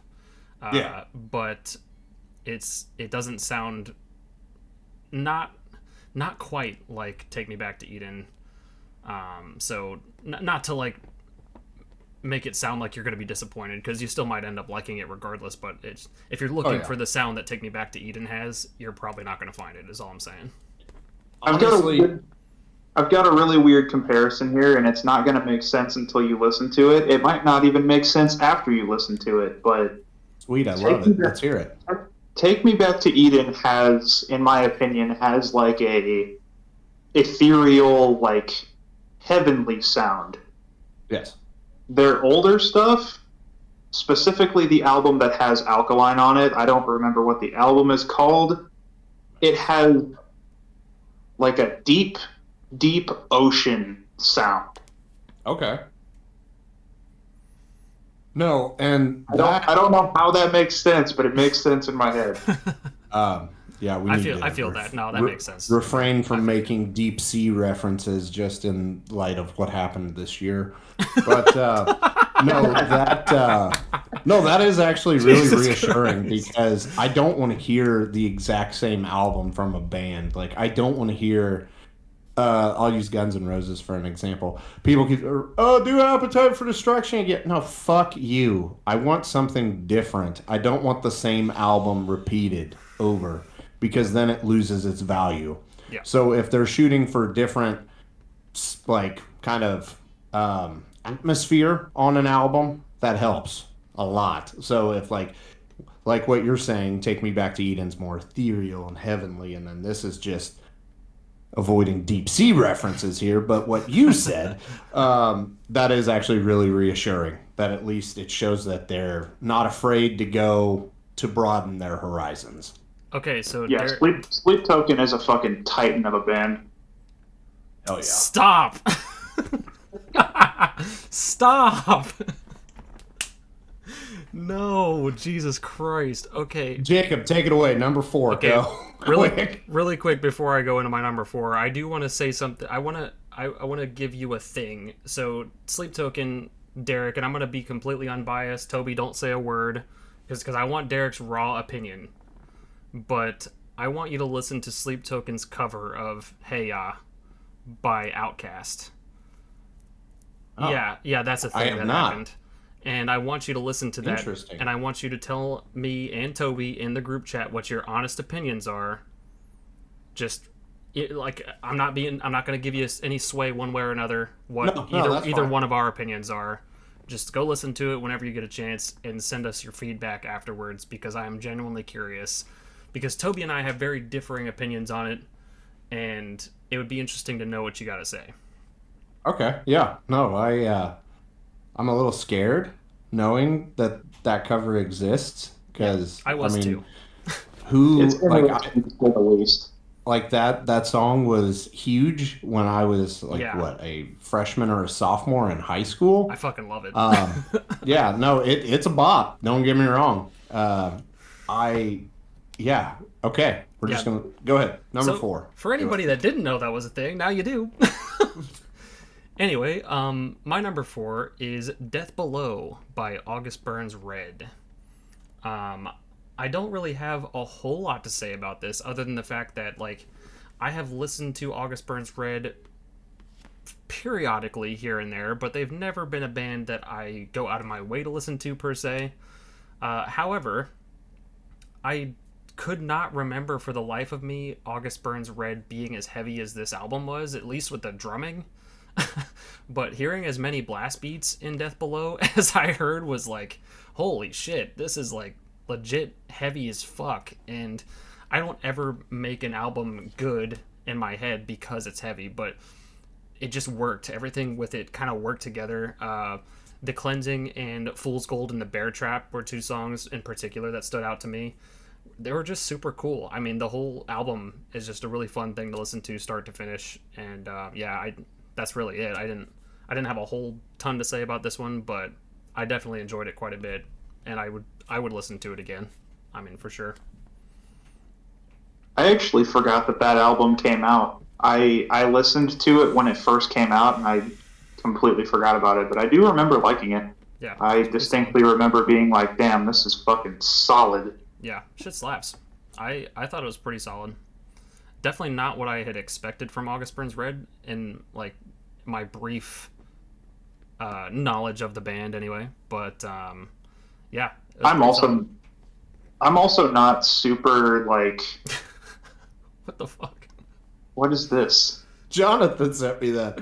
In Snack Machine. What the hell? I don't know. It was random. Jeez. Anyway, Jonathan. I'm also not like a super big August Burns Red fan, but I do remember hearing that this was, I think the general consensus was this is the heaviest album they've put out in a while. Yeah, it was pretty brutal. I'm not gonna lie. I mean, it's, like I said, especially drums, just like fucking knocked it out of the park, dude. I was like, God damn, what are they feeding this boy, dude? Jesus. Not to get super off track, but real quick sidebar, speaking of the heaviest that they've put out in a while, did either of you listen to the new fucking Architects song? Yes. No, That shit fucks. I'll have to go peep it. I didn't realize Seeing- they put a new song out. Seeing Red, check it out. Shit fucking slaps. Facts. Yeah, no, I was digging the shit out of it. And like, well, our video last year, I had Architects in my top 5, which would have changed. But they still would have been an honorable mention at the very most because they're a band I never really listened to before. So, Dude, but yeah, I was digging it. I've been listening to Architects since Alpha Omega. It's been a long time I've been listening to Architects, but I don't know. I preferred their older stuff, other than whatever album Hereafter came out on that album banger. And yeah, no, I'll have to go back and look at it. I just haven't been up to date with Architects lately. That's all. Yeah. But Yeah, they just Alright. put it out like earlier this week, but Oh, it's shit. really New. fucking good. Yeah, Yeah, it's fucking brand spanking new, Oh, baby. gotcha. Okay, that's probably why I haven't heard it yet then. But anyway, Toby, take it away. Number 3. Number 3. My number three, I had "Take Me Back to Eden" by Sleep Token, Wow. and I mean, Thanks, Toby. Wow. okay. So when you You're said not that, completely redeemed, but it helps. when Derek, when you were getting on me about like, you said that like what I'm blanking. Fuck. When you were saying that you had the they exist shit, and I said that if we were talking about the same album, it was in my list. This is what I thought you were talking about. Oh no, no. Anyway, There's at least one very specific one that I know me and Jacob agree on. I'm pretty sure me and you agree on it too. So that means the three of us all agree on it. we'll get back to that. Yeah, no spoilers, Toby. Continue. Anyway, Take Me Back to Eden. Yeah, like I said, I was listening to Sleep Token before this album came out, and I was a fan before this album came out, and I mean, this is, in my opinion, it's the best thing they've done. This is their best work that they've put out so far. It's an entirely different feel, like I was talking about earlier, but I think this niche, they tapped into a very specific niche. I was just talking to Maya about this in the car the other day. They found this very specific niche of like sexy, heavy music. Oh yeah, yeah. No, I agree with that 1,000%. And like people fucking love it. I love it. It's the same. Okay. It's a complete. They're two completely different bands, different feels entirely, but it's the same kind of thing that Deftones was doing back in the day. Okay, yeah. That like heavy, Bring that up. Interesting. sexy alternative music. You know. Yeah. Just had to mention Deftones, didn't you? You bastard. Yikes. Did I miss something? No, because you lived it. Oh yeah, that. Thank you. What the fuck? We could probably throw a puddle of mud into this argument as well. Oh, fuck you guys. Talk about that later. We'll talk about it later. That's going to be our question of the day. But yeah, anyways, continue with Sleep Token. You were talking about how you were totally submersed with the music. Yes. Yes, it submerged me. No, I mean, I've pretty much said what I wanted to say. Like, Sleep Token's just, I'm really excited to see where they go next. I would also really like to see them if their shows didn't sell out within seconds of the tickets going live. Yeah, you know that's right. We'll talk about that as well. Okay. All right. So my number 3. It was previously mentioned. Stained, Confessions of the Fallen. Nice. I dug this album. Quite a bit, actually. It felt like a good return to form. But the stuff, just Aaron Lewis, it's like, this is the best I can do with separating the art from the artist. Because even some of the stuff that, like he says in this album, I was just like, what is your countryness is like your redneckness or whatever. Wouldn't you be shitting on you for saying that? And now you're both sides of the coin? Like, oof. Like, I don't know. Well, I'm just going to talk. I'm going to try my best to just talk about Stained because, yeah, Aaron Lewis being a part of it complicates it. But, agreed. Yeah. No, it was a good album. My favorite song off of it was probably The Fray. Like, just the guitar. It was so good.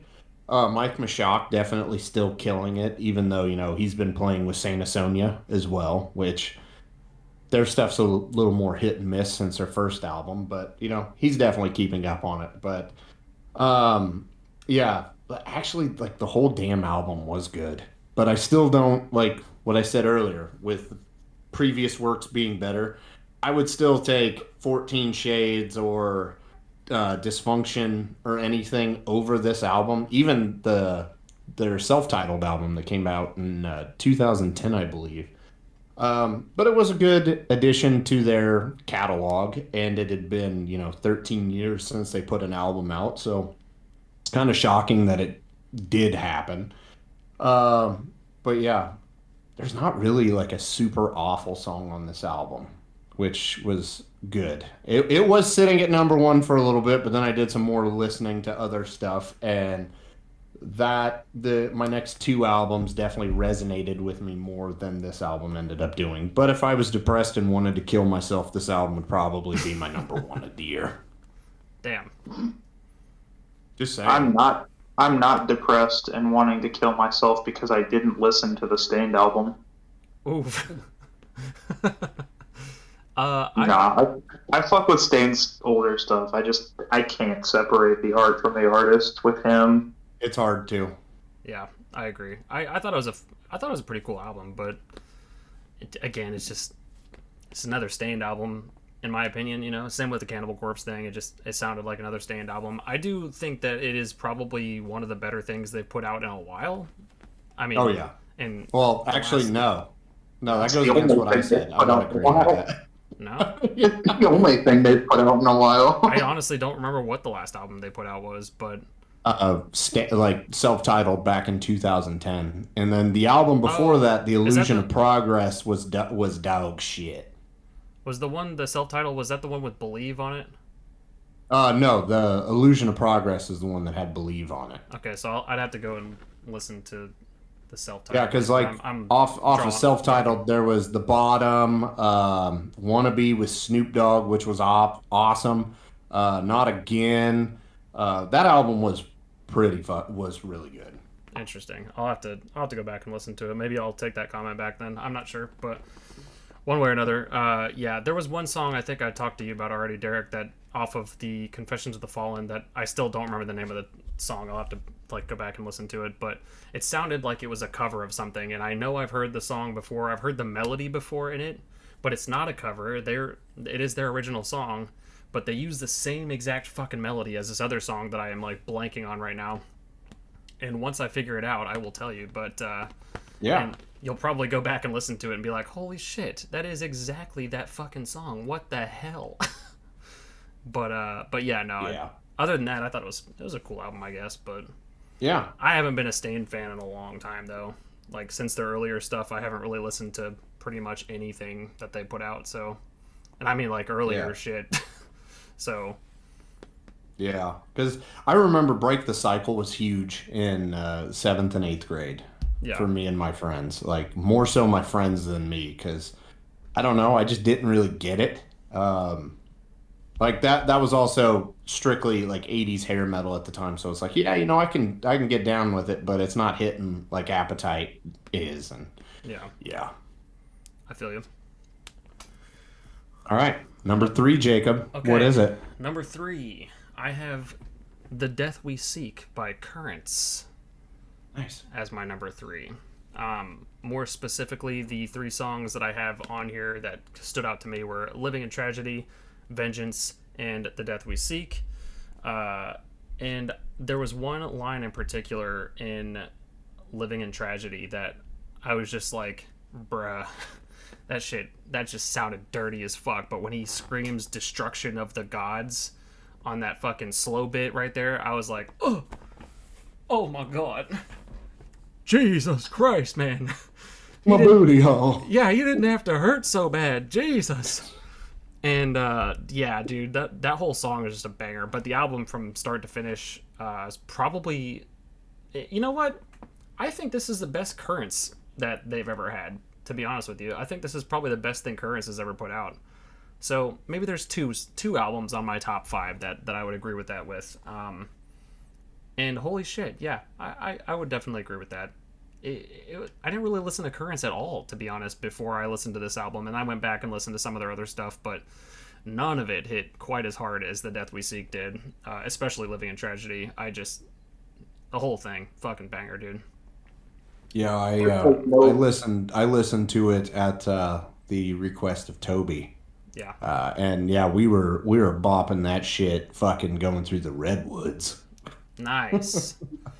This has absolutely no relevance or bearing on anything, but I introduced Jacob to Living in Tragedy specifically on the drive I can't remember if it was the drive to or the drive home from filming the prison scene Nice. for the Yeah. Pizzaverse. Yeah. I'm pretty sure it was driving home because I remember it being dark as fuck and I was so goddamn tired that it was just like, it was mutilating my body in the best way the whole way home. Yeah. Your boy got his head stomped clean out his ass. Yeah. Yeah, if you haven't seen the Pizzaverse, go on Cosmic Pizza and watch the absolute magnum opus of a film that we made. Yeah, it's pretty much the best film that's ever been created, and you'll never change my mind, so sorry. I want to watch it again. It won the Academy Award for Best Film Ever. Yeah. Multiple times. Since July. It beat out Avatar 2 at the box office. By a landslide. Oh, yeah. That's why landslide. we're living in our current domiciles and just keeping a low profile and not living that extravagant lifestyle. Yeah. It was up there with Barbenheimer, yeah. Like, dude, the Oppenheimer and Barbie phenomenon, the only reason that it didn't do as good is because Margot Robbie was not in it, unfortunately. She declined my request to be in the film, but We tried multiple times. We even sent Toby over with a G-string and a box of chocolates, and that was a hard no. Yeah, didn't go well for anybody involved. All right, Toby. oh my Dose. god, that was so good. Are you done with your number 3, Jacob? Yeah, that was it. Currents, The Death We Seek, number 3. So, Alrighty. My number 2, Descent by Orbit Culture. Fuck. I knew that was coming. At some point, I knew that was coming somewhere. Bro. This album is just fucking badass. I did listen to it, by the way. That day I told you I was going to listen to it, I went back and listened to it on my route. It's pretty solid. Yeah, Full stop. Yeah, I thought it was good. This album is badass. It is the best that they have put out ever. I think the only thing that comes close to this, for me at least, is an EP that they put out. Can't remember the name of the EP, but it's got the fucking Sailor song on it that I fuck with a lot. But, dude, I was listening to this fucking album the other day, trying to decide where it was gonna. I knew it was gonna be on my top 5, but I didn't know where I was gonna put it. And I was listening to this album while playing the new Warzone, and I was just running around on my own in a game of Plunder, just listening to this album. And I dropped a fucking 12 kill game. I couldn't hear the game at all. I was just fucking rolling motherfuckers. You couldn't hear it. You were in it. Yeah, you were there. You were there with them. Dude, the first track on this album is almost entirely just like an ambient build-up to the second song that just fucking hits you. Mm-hmm. And that first song was playing the entire time I was dropping in, and as soon as the second song started was when I hit the ground and started running. It was I've never felt more badass in a game of fucking Call of Duty in my entire life. Or in his entire life. I still think at some point, Toby, we need to, and we probably can't do it on stream for copyright purposes, but we should definitely still play the Battle of New Orleans while we're creeping up on somebody. I still think that was the best idea you've ever had in your entire life, and I want to do it somewhere. Yeah. It's so good. But anyway, Orbit Culture. Yeah, no, this album is fucking phenomenal. His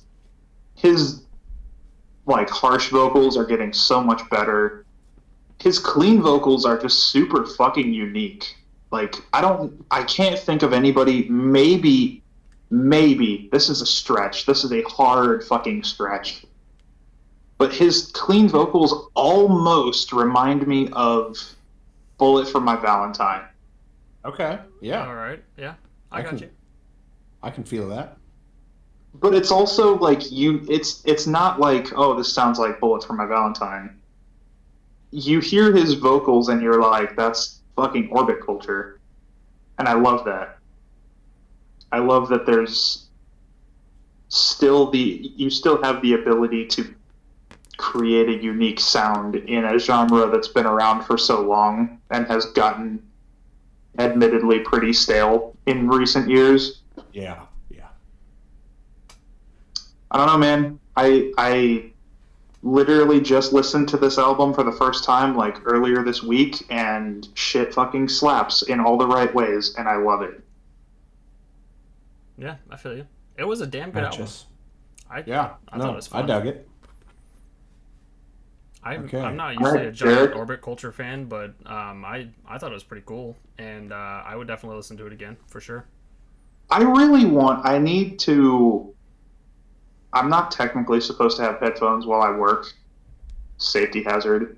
Right. But I can say that all I want. It's bullshit. Fuck them. Oh, I really want to just like take headphones in on like one of the days that I'm working tens and just listen to Orbit Culture's like entire back catalog, because like everything that I've heard by them I really, really like. I feel that. Yeah. All right. Number 2. Blink-182, One More Time. Interesting. Yeah. Damn. No. Okay. It pop punk came back hard for me this year because, as I previously mentioned, story of the year. Right. Blink definitely more from late elementary school, middle school, early high school. I did like the stuff. Well, I should clarify. I love the California album from Blink-182. That was actually my number. Basically tied for number 1 of 2016 with Anthrax's For All Kings. Definitely apples and oranges there, 100%. Interesting combo. But I love that album with Matt Skiba. And the second one that they put out, I think it was called 9. Did not like that album at all. So this one, they were like, oh, Tom's coming back. I was like, oh, okay. Like, I thought they hated each other and whatnot, but, and the first song that they put out was Edging, and I thought that song was dumb. I did not like it. But then, obviously they put out One More Time, which that song fucking hit. One More Time is the only song that I actually have heard by that. I meant to go back and listen to the album, and I completely spaced it. But oh my god, I dude, did hear One More Time, and it was solid. I fucked with it. That song itself just hits so hard because you just sit and think for a second about how many people, that you literally would have called your brothers back in the day, and shit happens. People change. Yeah. And so that easily, without a doubt, my favorite Blink-182 song. Just, God. And then more off the album, the song Dance With Me. The music video is freaking hilarious. It's basically a big tribute to the Ramones. And what else is there? More Than You Know. That song came out, I believe, either the same day or shortly after that. Hold on a second. No. All right, sorry. Sounded like a 3-year-old's trying to get in here. But this album literally was... It felt like a natural progression for Blink. I kind of forgot about this album for a while. Like, it's like, oh, it came out, and I listened to it, and then life and everything happened, and then I was like, oh yeah, fuck, what? I almost felt stupid for forgetting that it came out, because it is a very, very good album.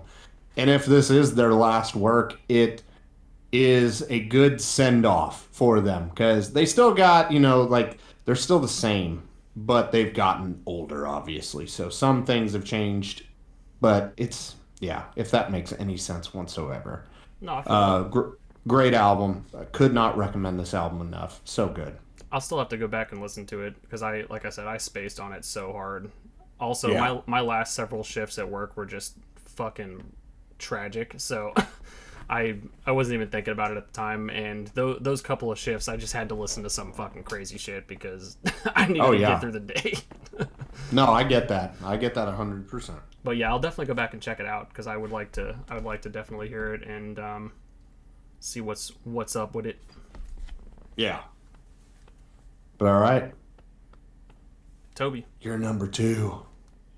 No, What you. Me? Yeah, Oh, Toby yeah, already yeah. went. That's right. Horticulture. That's right. Yeah, I knew that. I thought that I was still thinking we were on 3. My bad. Okay. My number 2. This is the album that I had to push Pyramaze out of the spot for, even though technically a lot of them shifted because of that. But this one I put in number 3, which was New Blue Sun by Andre 3000. I Knew had it was to. coming.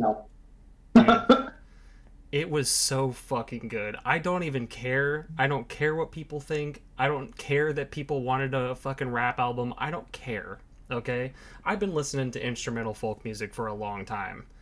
And I don't know how much of this is true, but I heard from somebody that he literally had no fucking idea what notes he was playing. He didn't know what he was doing. He was just literally fucking feeling it. He was just feeling it, just vibing with his fucking flutes or whatever, and just recording it as he went, putting it together and stuff how he felt it sounded best. And I could not have resonated with that statement enough if I wanted to, because when I make music, I don't know what the fuck I'm doing. I just put the notes where I think they sound good and go from there, you know? And if it sounds good to me, then that's just what makes it a good song, in my opinion. And if that's true, more power to him, because holy shit, man, I thought it was fun. It was super cool to listen to. Even on my routes and shit, when I'm delivering packages, I was listening to this and just vibing, dude. It was just such a chill, mesmerizing time the whole way through, start to finish. Those songs are super fucking long, but I don't know, it felt good, it felt right. I would definitely have this in a couple of my playlists. I have a couple playlists that are just like mellow chill shit where I'll have on the in the background if I'm doing chores, or if I'm not feeling very good or whatever. It's the kind of shit that I'll listen to during that period of time, or if I'm taking Willow on a walk sometimes, you know. But dude, banger album. And I just gotta take a moment to talk about the song names, because holy fuck. I'm gonna go ahead and read you 3 song names, okay? Hit me with them. Let's go. This is one of them. That night in Hawaii, when I turned into a panther and started making these low register purring tones that I couldn't control. Shit was wild. That's awesome. That's one of them. Another one. Gandhi, Dalai Lama, and your Lord and Savior JC / Bundy, Jeffrey Dahmer, and John Wayne Gacy. What? Dude. Okay, all right. And then we're going places. Probably my favorite of the bunch. My favorite of the bunch. The slang word pussy rolls off the tongue with far better ease than the proper word vagina. Do you agree? I do agree. I also agree. Also agree. And I'm just like, dude, what was he feeling? What was he vibing to when he wrote these fucking song titles, dude? Because I am here for it every step of the way.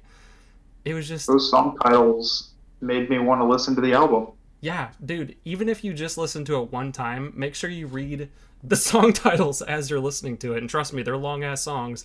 You have plenty of time to read the whole fucking book of a fucking song title that comes with it. It was so good.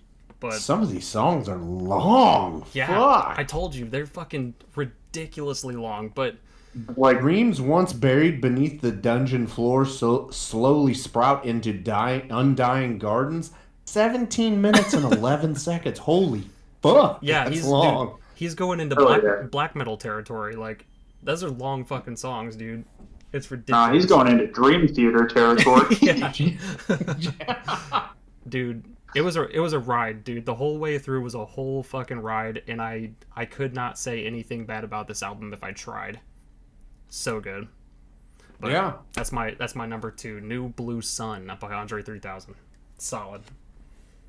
Okay. Well, now we're going to take a pause from your regular scheduled programming. Oh man. And introduce a new category called They Exist.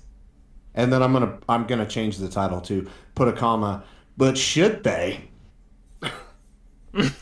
I'm gonna go ahead and go first. Do you want me to do? I got three that I want to talk about real quick. Take it away. I've only got two, but Okay, Metallica 72 Seasons.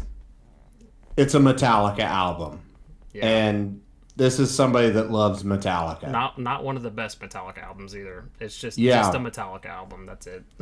I literally only liked Lux Eterna off of this album. The rest of it was more than I liked. Yeah, like I love the fuck out of it. It was awesome, but the rest of it, yeah. I love Metallica, See? man, but yeah, I just couldn't. I couldn't do it. You want to talk about just getting comfortable and just staying in there? That's exactly what this album was. Yeah, it was pretty rough. Godsmack, Lighting Up the Sky. This one, I'm not gonna get up and show my Godsmack tattoo, but I do have one. If this album really was a send-off for Godsmack, one of the best, like, I don't know, modern hard rock bands, this album was, it wasn't a thunderous roar, like, fuck you, it was just like a squeaking fart. That's it. This album was very disappointing for Godsmack fans, let alone if it is their last album. This next one I'm going to be a little bit easy with. Seven Dust, Truth Killer. I love the song Everything. That song's awesome. It is a banger. The rest of the album, very, very forgettable. Like a lot of what Seven Dust does, and I don't like saying that, but it just doesn't hit for me. Seems like all of my other friends, they love Seven Dust and worship the ground they walk on. I like Seven Dust, but I don't know. I don't get it. It just doesn't hit for me. It hasn't hit since Seasons. At least, like, you know, their first like 3 or 4 albums, yeah, they were great. But then everything after that is just not, kind of like this Metallica thing. Hasn't reinvented the wheel. Just comfortable doing the same thing over and over again. That's fair. All right. Interesting. Jacob, what you got? Toby, did you have any? I don't. I didn't actually realize this was a category we were doing until we got on video chat. So yeah, it just kind of sprung up. You know, you got to Andre 3000 and go where the wind blows you. Yeah. As far as things that exist that I don't think should exist, the Metallica album, I didn't even want to talk about it. I don't think I'm gonna talk about it. It was garbage. I'm going to agree with Toby on That's this all I'm one. going to say. I wasn't even going to mention it at all because I didn't even think it deserved a placement. Now, yeah. This isn't necessarily... They don't have to necessarily be things that you wish didn't exist or think shouldn't exist, but just stuff that it's there, it's in the open, and it deserves a mention to some degree, you know? That's not an honorable mention, per se. And my two are probably going to piss a lot of people off, but I don't give a fuck. Dude, you know who I am at this point. It's not... I don't care. So the first one, I'm going to be a little bit easier on because there were songs on it that I still listen to today, and I will forever listen to because I think they are fucking top-tier songs. Like, hands down, some of the best songs that they have ever written. However, I'm talking like the first... Let's go ahead and just get a number up just because for the sake of being... You're Ryan Seacresting the shit out of this. What is it? Just to be thorough, hang on. So, the first 4 songs on Take Me Back to Eden by Sleep Token, probably some of the best things they've ever put out, and in my opinion, I would assume probably the best things that they will ever put out based on the rest of this album, because the rest of this album fell so goddamn flat that I don't even understand how the fuck it gets as much hype as it does. I really don't. I don't understand it. I don't get it. Those 4 songs alone, I will listen to. I will have in my playlists until the end of time. I'm not even fucking kidding. But it's literally only those 4 songs. And Alkaline. But Alkaline's not on this album, so it doesn't count. But I do thoroughly like Alkaline quite a bit. And I'm coming from a place that did not really like Sleep Token to begin with. When Toby first introduced me to Sleep Token, I was not a fan. Okay, Alkaline was cool, but it wasn't something that I would like go back and listen to. It wasn't stuff that I like had any particular memories of or whatever. It was just there, you know. When this album came out, I think the Summoning, I think, was the first song I heard off of it. I was like, okay, this is pretty cool. I dig this or whatever, but that was that. Well, one day when I was working at Scott's, driving my forklift, I needed some other stuff to listen to, and I was like, I want to listen to that song that Sleep Token put out, that Summoning song again, just to check it out. I mean, give it a second listen, you know. And I did, and I was like, okay, yeah, that actually fucks like really hard. I vibe with that quite a bit. So when the album came out, I was actually really excited to hear it because I ended up really loving the Summoning. I loved it. I thought it was great at that point. So when Take Me Back to Eden came out, I had huge hopes for it. I mean, massive hopes for it. I was coming into it as a fan at this point. Not the biggest fan, of course, but a fan of what they could have potentially, you know? And those first... Dude, the Summoning came out. I was like... Or no, sorry, Chokehold was on. And I was like, okay, yeah, this fucks. I love this shit. Then, of course, the Summoning came on. I was like, oh, okay, we're still on top tier here. And then Granite. And I was like, oh, man... Oh, we're gonna go for a full album. This is gonna make album of the year. And then Aqua Regia, or however the fuck you pronounce that. Okay, this is cool. Not my favorite off of these four, you know, but still solid. And then Vor, and I was like, all right, it's okay. And then the rest, and then yeah, I don't even care at this point because at this point it just plummeted to the fucking earth. I didn't like it. So naturally, I would listen to it over and over and over and over again. And I listened to it probably like 6 times in a row. The whole album, I listened to like 6 times in a row at this point. And I just could not, for the life of me, get past those 4 songs and be excited about it. To this day, if I put that album on, I will put something else on immediately after that 4th song. I don't like it. I don't know what... I personally, it's not my cup of tea. I don't understand it. I don't get it. Whatever, to each their own. But when Spotify Wrapped came out and everybody's posting their Spotify Wraps and shit, and Sleep Token was in their fucking top 2 for a good majority of the fucking artists that I seen in people's top 2s on their Spotify Wrapped, I was like, what? What the fuck is going on? Where am I right now? Like, but then I started thinking, you know what? I guess the state of music kind of put me in that position because this is where we are in 2023, unfortunately. But whatever. If you like Sleep Token, sure, have at it. But I can't get past those 4. And again, I love those 4 songs. That's not even a like thing. I love them. Sleep Token's The Summoning is in tons of my playlists, okay? Including a couple of private playlists that I don't have anybody, no one has access to kind of shit, okay? I love The Summoning a lot. But holy fuck, dude. I don't get it. I don't understand. It's interesting that you say that because I think some of my favorite songs off of that album are in the back half of it. Ascensionism, Rain, Take Me Back to Eden are like probably my 3 favorite songs on the album. I will definitely I'm not going to completely agree with you because I like the album as a whole. But for me, yeah, like you're preaching. First 4 are just bangers.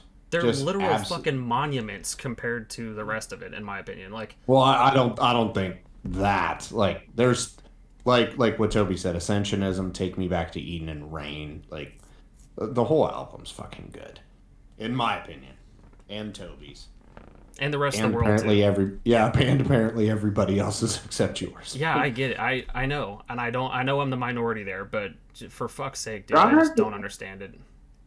I've seen a fair bit of hate for Sleep Token as a whole, so I don't think you're alone. I think the hating on Sleep Token, or rather just not vibing with Sleep Token, is a pretty popular opinion, I think. Like I said earlier, they found a niche. They Oh yeah. they tapped into a very specific niche that people were clamoring for, and they did it very well. And also, don't get me wrong, I think they're extremely talented musicians. I think they're extremely talented songwriters. I think that whatever they're doing is working 100%. But and also, don't get me wrong, when the new album comes out, whenever they put something else out, I will absolutely be listening to it.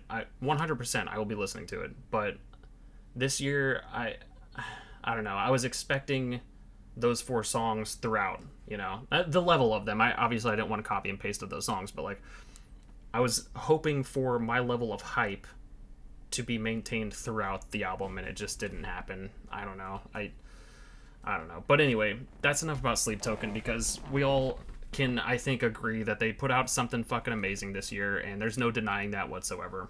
But it just, I didn't understand the hype. And I had that in my honorable mentions because I know what it is, and I know that people love it, and I know that there's a lot of people, I think a majority of people fucked with that album really hard, but I just wanted to put it's your list, not other people other people's list. And I get that, and that's the only reason I didn't put it in my honorable mentions, is because I had a little bit more to say about it than just an honorable mention, So I wouldn't say it just exists and shouldn't exist, of course, like the Metallica album, for example. Or Godsmack's. Or, yeah, dude, I didn't even fucking touch Godsmack's album.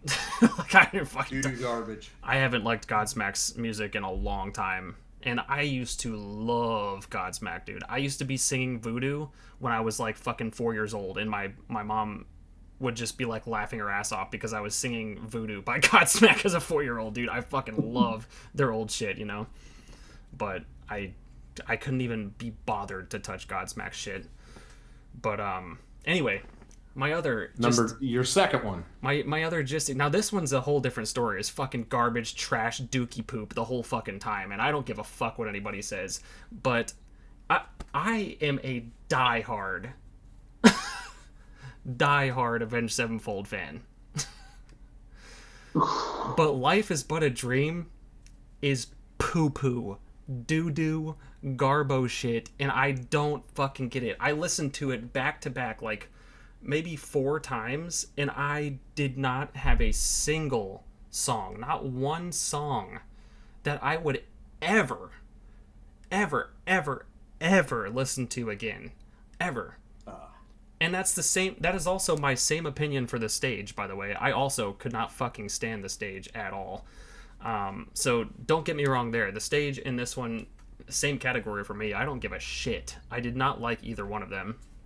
Everything before then, other than Hail to the King, I did like Hail to the King, but not my favorite, of course. Avenged Sevenfold quite obviously has put out better shit than Hail to the King. Let's just be honest there. Mm-hmm. But I will listen to Hail to the King any day before I touch the stage or Life Is But a Dream.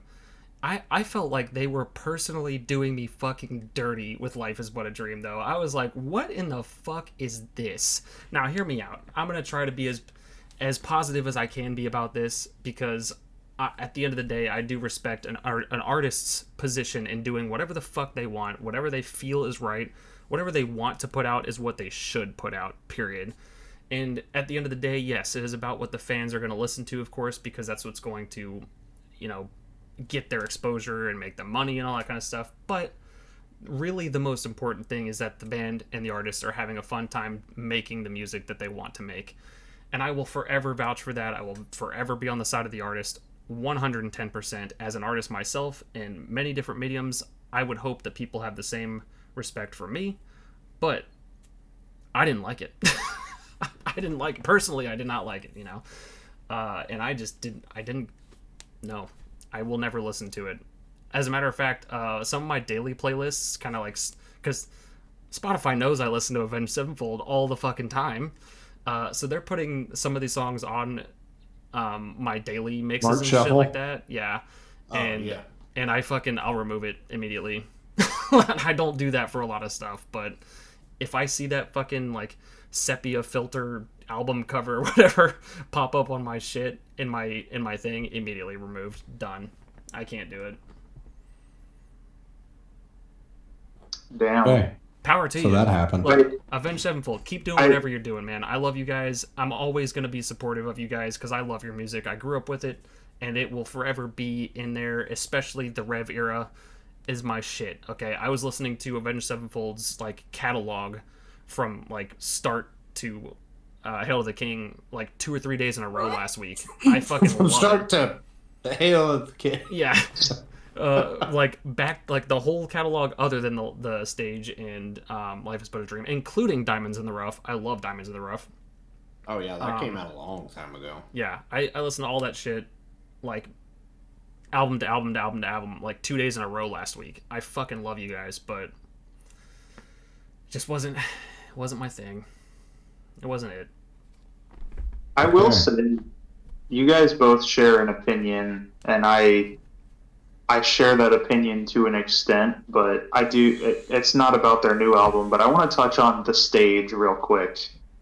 I fucking hated it when it came out, but I actually did go back and listen to the entire album earlier this year, like right shortly before, or maybe after the new one came out. And it is actually like obviously it's not my favorite album that they've put out by any stretch, but it's not terrible. It's not anywhere near as bad as I remember it being. Wrong. I'm just joking. I would recommend that you actually do give it a second listen. Just give it an open mind second listen and see if your opinion changes, because mine did. I was same place with you guys. I hated that album when it came out, but when I listened to it a second time, I was like, huh. No, there's aspects of the album that I like, but then overall it just, I don't know, falls apart. And I even seen them with Breaking Benjamin and Bullet, like when they were touring for The Stage. And even seeing it live didn't fucking help, which anybody knows. They go to a concert, you'll get hung up on like, oh man, that song was fucking awesome. Like, want to listen to it again. Like, for instance, last summer when I saw Mudvayne, Rob Zombie, Static X, Power Man 5, that bled for days because Static X was fucking amazing when I saw them. Avenged, nothing. Did nothing for me. Even because I think The Stage came out in 2016 and I saw them in 2018. So even by that point, nothing, like, did nothing. Yeah. If anything, I walked away from that concert just wanting to fucking really jam some Waking the Demon because of what I told you that they did live with it. Oh, God. I would probably go back and listen to The Stage again just to give it another listen through, because it's been a long time, and I would definitely listen to that album again just for the sake of giving it another shot. I don't think my opinion's going to change, but I would give it another shot at least. I'll probably do that next day at work just for the hell of it. I think not with Life is But a Dream. God, Jesus Christ, I don't know what the fuck was going on, but I did not like it. I think because of how strongly you feel about Life is But a Dream, you will appreciate The Stage a little bit more. I gotta agree with that. Compared to Life is But a Dream, it is definitely far closer to the classic Avenged Sevenfold that you know and love. I also got to see Avenged with the Rev as well when he was still alive, so that was a big deal to me. And I got to see them with Seether and Bullet for My Valentine, 3 Days Grace, when Adam was still with 3 Days Grace. When they were still awesome. Yeah, when they were still 3 Days Grace. Also Seven Dust, I think, was at that show. The whole fucking list of bands at that show was fucking wild, and it was just a damn good show. But yeah, I love Avenged Sevenfold. Just keep making music. That's all I care about. As long as you're happy, I'm happy. But god damn, I just didn't get it. Didn't get it. Time. Number one. Toby, go. I think I know what your number one is. Do you want to guess? Currents. My number one is The Death We Seek by Currents. Knew it. Yeah. Yeah, You told me that shit let's back go. in July. Nice. I don't even have like a specific reason why. This album is just the music that I like. It is really This good. is a this album is just a perfect example of the music that I like. Yeah. And I had never heard a single song by Currents before I heard this album. And I still have yet to go back and listen to their older stuff. This album is just perfect. There you go. It was a solid ass album, dude. I thought it was great. Like, I will say, the heavy shit is heavy. The slower, somber shit. Shit fucking hurt, dude. The more somber stuff is just. This album is just great. I really, really like it, and I'm really excited to, for one, go back and listen to their old stuff, and for two, to see where they go next. Dude, if they're in Because if they put out another album like this, it's probably going to be on my list for next year. Yeah, it was a solid album, and dude, if the trajectory is the same level as this album, I'm fucking pumped for Currents in the future, because it was good shit. Good shit. So, absolutely. Toby, I've got to let you in on a secret. Jacob and I actually have agreed on another #1 album for the year. Again, 2 years running. Really? Yep. Yeah. You want to hear what it's called? Oh, man. I can't The wait. Sleeping Sun by Worm Shepherd. Yeah.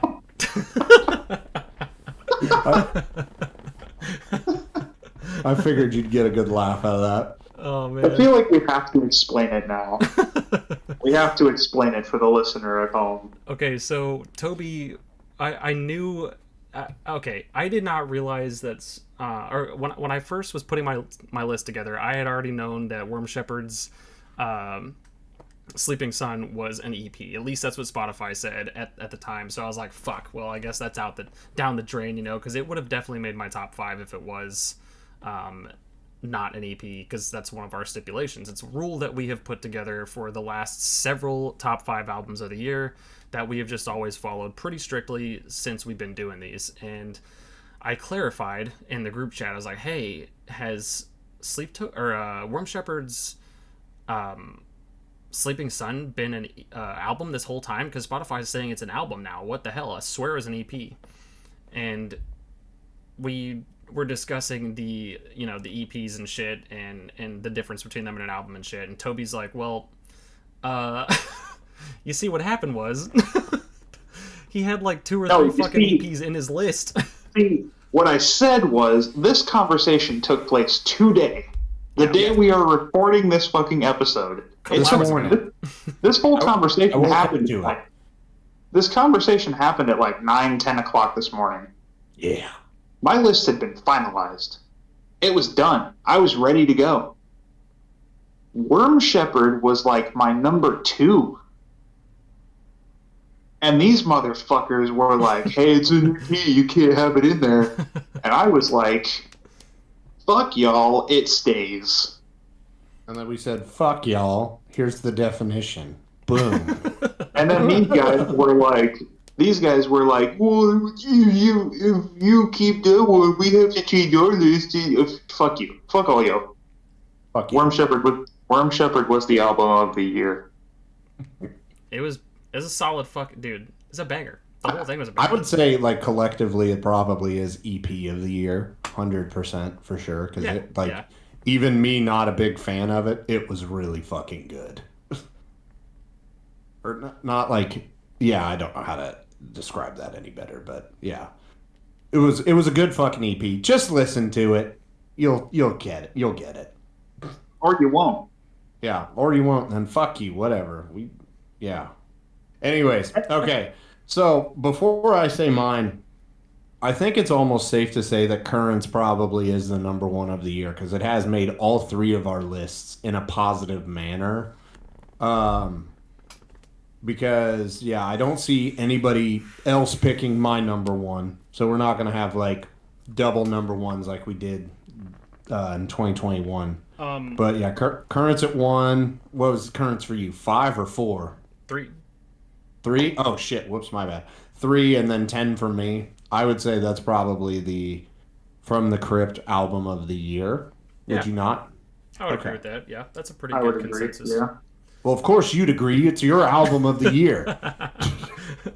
I will say Okay. before you reveal yours, Derek, my Yes. number one album of the year actually has already been mentioned by one of you guys. Oh, Oh.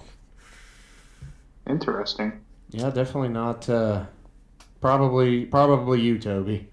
But yeah, okay, so my number one. Let me just go ahead and get into it. This is a band that I never really listened to much outside of radio stuff, like, just their singles playing, which, yeah, some good singles, some not so good singles. And then when I was like, I need to fill out my list for this year, and this is when Avenged was still sitting at number one, too, keep in mind. I was like, I'm gonna have to dig a little deeper and find something. And surprisingly, this one, it I really resonated with a lot of just the lyrical what they're getting at, which that would be Skeletons by Pop Evil. Nice. I literally just listened to that for the first time. Like Very good, right? like 2 shifts ago. I was delivering some shit and I was like, man, Pop Evil put a fucking album out. I need to definitely check that out before I make any final touches on my list because I've never been a giant Pop Evil fan, but Yeah, same I here. have definitely liked Pop Evil in the past, and I've liked a couple songs quite a bit and shit. So I was like, you know what, I'll give it a shot. And I listened to it, and it was a damn good album. I liked it quite Yeah, a bit. I'm still kind of in disbelief because if you would have asked me after we did our list next year, like, hey, what do you think is going to be number one on your list? I would have literally told you 20 other bands, which 18 of them probably wouldn't have even put out albums, would have been number one before Pop Evil would have. But Yeah. no, Paranoid, Circles, Eye of the Storm, Skeletons, just the whole fucking album. I felt that, being stuck at work, listening to it, not being in, we'll say, the greatest mental place at that time when I discovered it, it really fucking hit deep with me and I could relate to it or at least fully understand what they're going for. Um, so yeah, I put this album on and I'll listen to it 2-3 times in a row while I'm doing, you know, backroom stuff, which is basically over half of my shift nowadays. So yeah, this album helped get me through some pretty dark times. Yeah.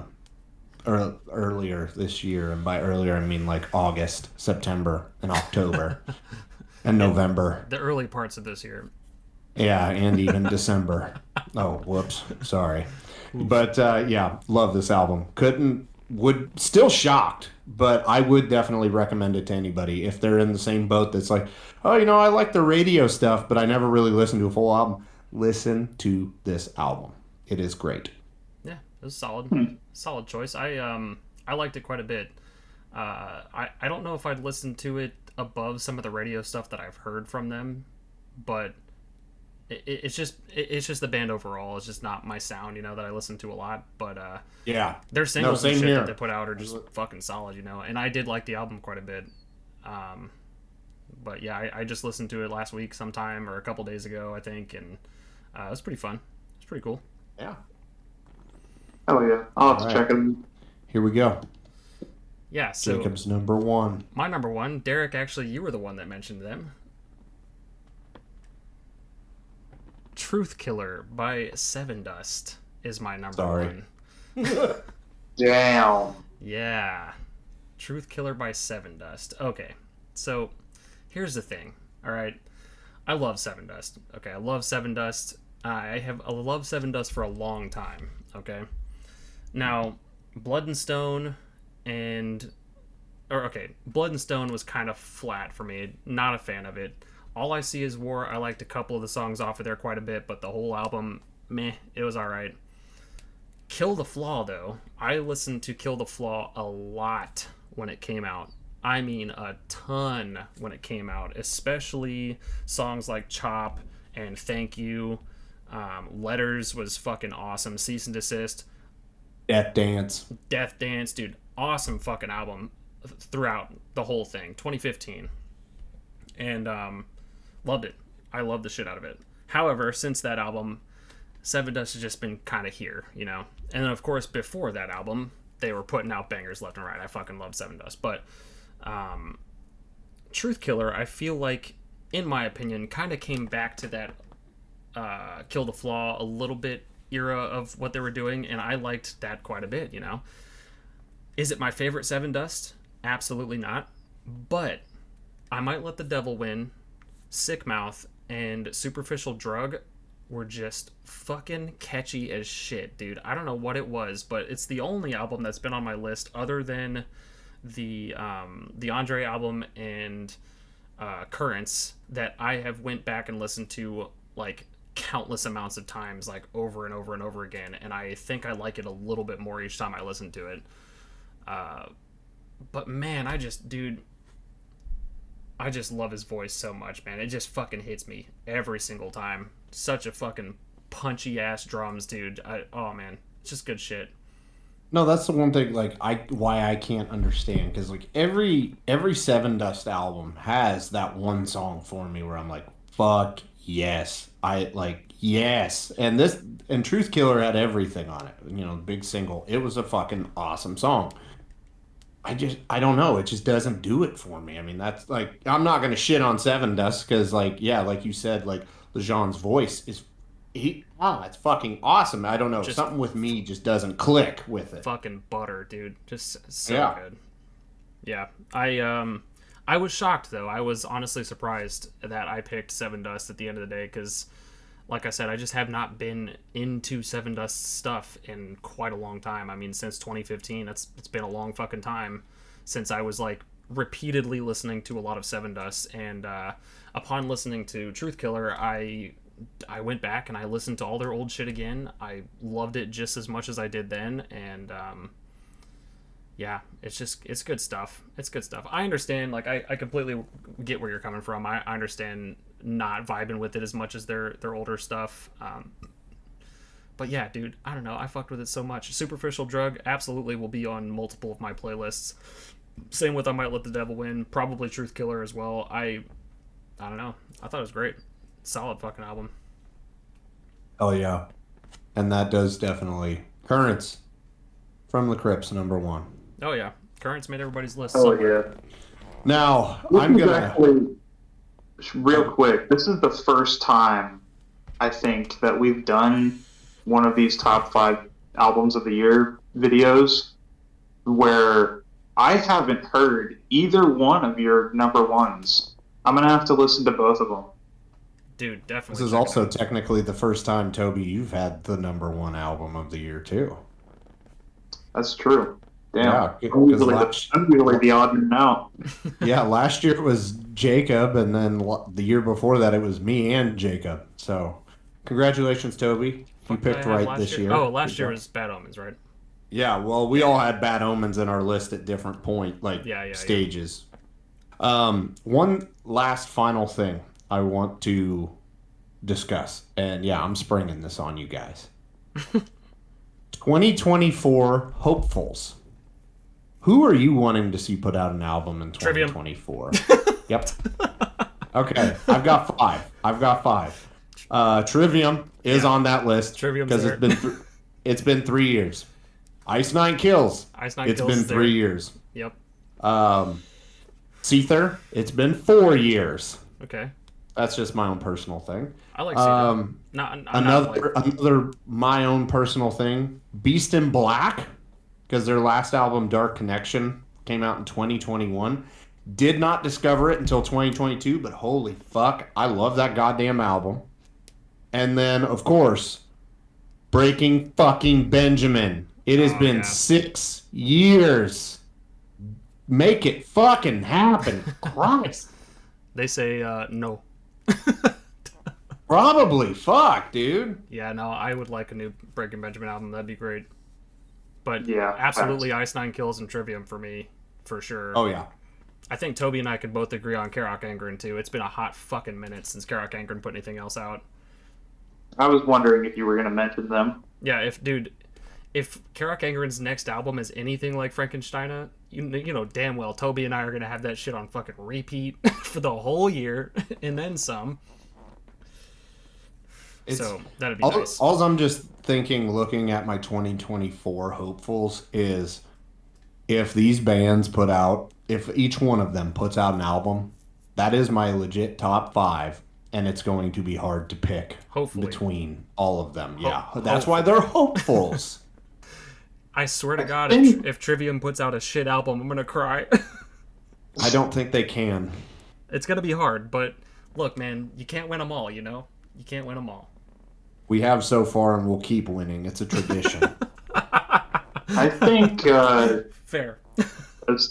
as far as hopefuls for next year for me, Kerouac Angren's at the top of the list. Oh yeah, for sure, for sure. I would like to see another album from Bad Omens. I'd like to see where they go with their sound. Yeah, they did a complete 180 with their sound from Finding God Before God Finds Me, going into Death of the Peace of Mind, completely left field. But in complete honesty, though, their self-titled album before Finding God was also a completely different sound. Like, it legitimately just sounded like an early Bring Me the Horizon album, which wasn't a dig. I love the album, don't get me wrong. I still fuck with the Fountain. It's a good album, but yeah. Completely different. Karen and I are going through Bad Omens, like, and making our own like top 10 of the songs. And when we were listening to the first album, she's like, "Jesus, is this the same band?" Yeah. Like, oh, dude, their sound is completely different. But dude, I still bump The Fountain. The Fountain's one of my favorite Bad Omen songs, and it's one of their more mellow ones. But dude, I fucking love it. I would love to see what they come out with next. I do have a sinking suspicion, though, that if they put something else out, it is going to sound pretty similar to Death of the Peace of Mind, because of how successful it's been. Yeah, it blew them up like a lot. However, I'm hoping that because it was so successful, they are at that stage now where they can still just put out whatever they want to put out and have it still be good. You know what I mean? Yeah. That's why I'm interested to see where they go. Because, like, they blew up with this album because they did something different. So are they going to do something different again, or are they going to keep it more of the same, just stay in that little safe zone, you know? I hope not, because I would like to see them take a divergent path, or even if they went back to some of their earlier stuff and made some heavier shit, like from their earlier stuff, I think would be really cool to see them come out with again. Not that some of their new stuff isn't heavy. I mean, Artificial Suicide, and even Concrete Jungle's heavy as shit. I mean, so good. Dethrone from Finding God, holy shit, dude. Dethrone hits different sometimes, you know. Especially, I don't know if I think Toby sent it to me, or I sent it to Toby, I can't remember, but they did that live version of Dethroned, and it's heavier. I was like, what? How the fuck did you make this heavier live than it was recorded? What the fuck? Did I show you that, Derek? I don't think so. So it was during COVID. They recorded an album. It's just called Live. It's on Spotify. Okay. And it's not technically live. Like, they're not playing in front of an audience, but they recorded a whole bunch of songs live, and the live version of Dethrone is like even heavier than the original version. Yeah, there was one. I've got it pulled up on there. One video in particular, though, they did a live session recording, like video of it. That one, I don't know if that's the same recording as the one that's on Spotify, but that one is fucking massive. I don't know what the hell they did, but Jesus, dude, I was like, how the fuck? How did you do that? I'll try to find the video, Derek, so you can see it, because it was insane. It was fucking nuts. I would say definitely just send that to our group chat, But, yeah. So, that's it. The Band-Aid's been ripped off. That was our top 5 of 2023, with some honorable mentions and some e-potties and yeah, some albums that just merely exist. They just Uh, exist. And some hopefuls for yeah, next year. and some hopefuls, which Jesus, hopefully we can look back on this and be like, we were all right. And you know what? I actually have a couple more. Okay. Hit I us. would love to see, on the heavier side of things, while we're still talking about that, I would love to see a new full length Impending Doom album. Okay. They've been putting out a whole lot of EPs lately, and all of their EPs are fucking incredible. They just put out an EP like last month, and it fucking slapped. But I want a full length album. I Hell don't. yeah. They haven't put out a full length album since like. I could be wrong here, but I'm pretty sure their last full length album was in like 2014 or some shit. Ooh. Yeah, it's been a minute. I would like to see a Soilwork album come out. That's like the last one they put out in 2022, the Overgiven Hittin' album. I don't know how to pronounce that right, but I had it in my top 5 in Yeah. last year's list or whatever. If they put out another album like that, that'd be fucking great. But I'd like to see another Sabaton album as well. It's been a while since they've dropped a Yeah. Sabaton album. Yeah, I was say because was it That was a 2021? couple of years ago, yeah. what do you feel about our boys Lamb of God coming out with a new album? Yeah, they just put one out last year, so I mean, if they do, cool. But like, I'm not expecting that by any means. Like, Yeah, but there's plenty of bands that like I didn't list off. Like, I was pretty upset with Omens though. yeah, it was I was pretty upset. it existed. I'll Yeah. just say that. Honestly, though, I think I'm looking at my list right now, and there's one band in particular that I mentioned very briefly at the beginning of this video.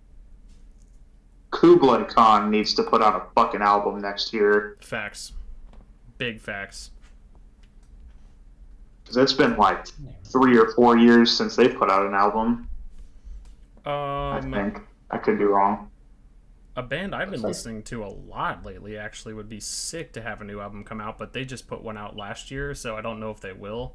But Greyhaven would be really sick to have a new album come out. We've seen them live, I want to say earlier this year, maybe it was the end of last year, with Who did we see them with? it It was was Fire from the Gods, right? Fire from the Gods and Norma Jean in Non Grata. Yeah. And they put on a fucking killer show, and I've listened to their this Bright and Beautiful World album like a ton, like a lot. And dude, if they manage to put out another album next year, I'd be pumped.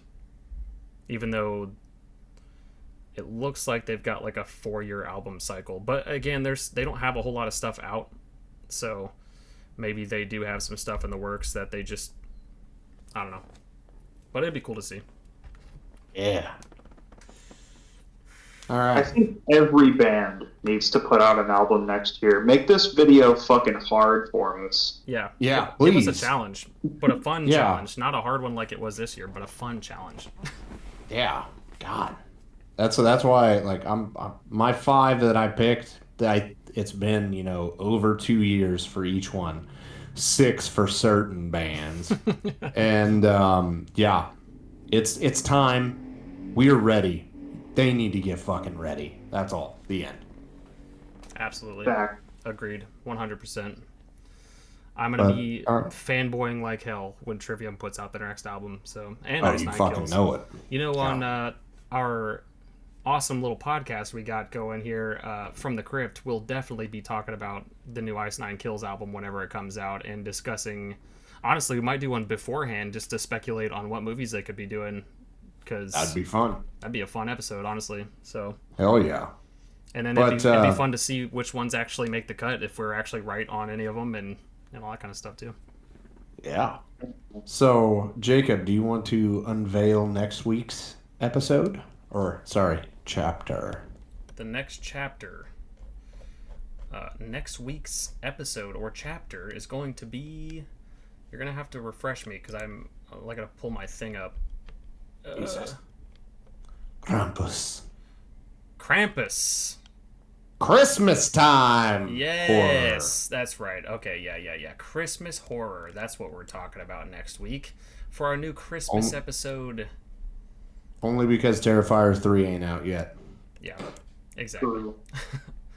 Yeah, we'll be putting out a good old-fashioned holiday special chapter for y'all to enjoy and take part in. We will be having some fun with that, but of course we're going to be having a little bit of a From the Crypt nuance to add to it as well. It's not going to be your normal fairy tale holiday Santa Claus is coming to town bullshit that everyone else does, of course. Yeah, so fuck that. We're going to be doing some fun shit. Some fun shit and some fuck shit, because that's what we do here on From the Crypt. Toby, thank you for joining us. Absolutely. Thank you for having me.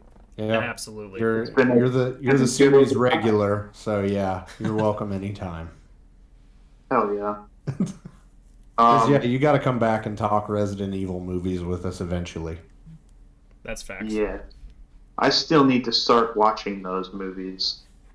I do plan on rewatching through all of those movies and taking extensive notes on each one so that we have some talking points. Yeah. Yeah. Depending on just saying their shit isn't a talking point. I'm actually really excited to go through that with I don't want to get too into this right now because it's obviously not relevant to the current episode, but I obviously you guys know my stance on those movies. I don't particularly like them, but I am actually excited because I'm gonna do my best to go into these movies and not compare them to the games. As much as humanly possible, I'm going to try and refrain from comparing these movies to the games and just taking them in for what they are. Yeah, you could also tell me you're going to try to eventually have sex and not bust a nut, too. Let me know how that goes for you. Okay, on that note, thank you all for coming to this awesome chapter of From the Crypt. It was a fun episode of top 5 albums of the year. We cannot wait to do this again next year, hopefully with some just ballpark fucking left field ass crazy shit going on. Hopefully we get some cool bangers to be talking about next year, which we did have this year. I will admit, as rough as the year was, we had a lot of cool talking points this year. A lot of decent music came out, but hopefully next year will be a lot better, and these lists will still be hard to make, but for the better different reason. Yeah. 100%. But if you all enjoyed it, make sure you hit that like button, of course, and subscribe for more stuff like that. And we will see you guys in the next one. Make sure you let us know in the comments what your top 5 albums of the year were, because we all want to hear. Absolutely. Yeah. And share this with your friends and family and shit too, because especially the kids, because this is a kids-friendly show. Yeah. We do definitely want to hear your top 5 albums, even though we all know that it's going to be Sleep Token. Yeah. As a matter of fact, if it is Sleep Token or Avenged Sevenfold, don't even bother commenting. No, I'm just kidding. Don't listen to a word he just said. We want to hear it. Put it down there. I want to hear it regardless. Share with us your Spotify raps too. I don't give a fuck. I want to see them. I'm interested. But we'll see you in the next one, guys. Peace out. Bye.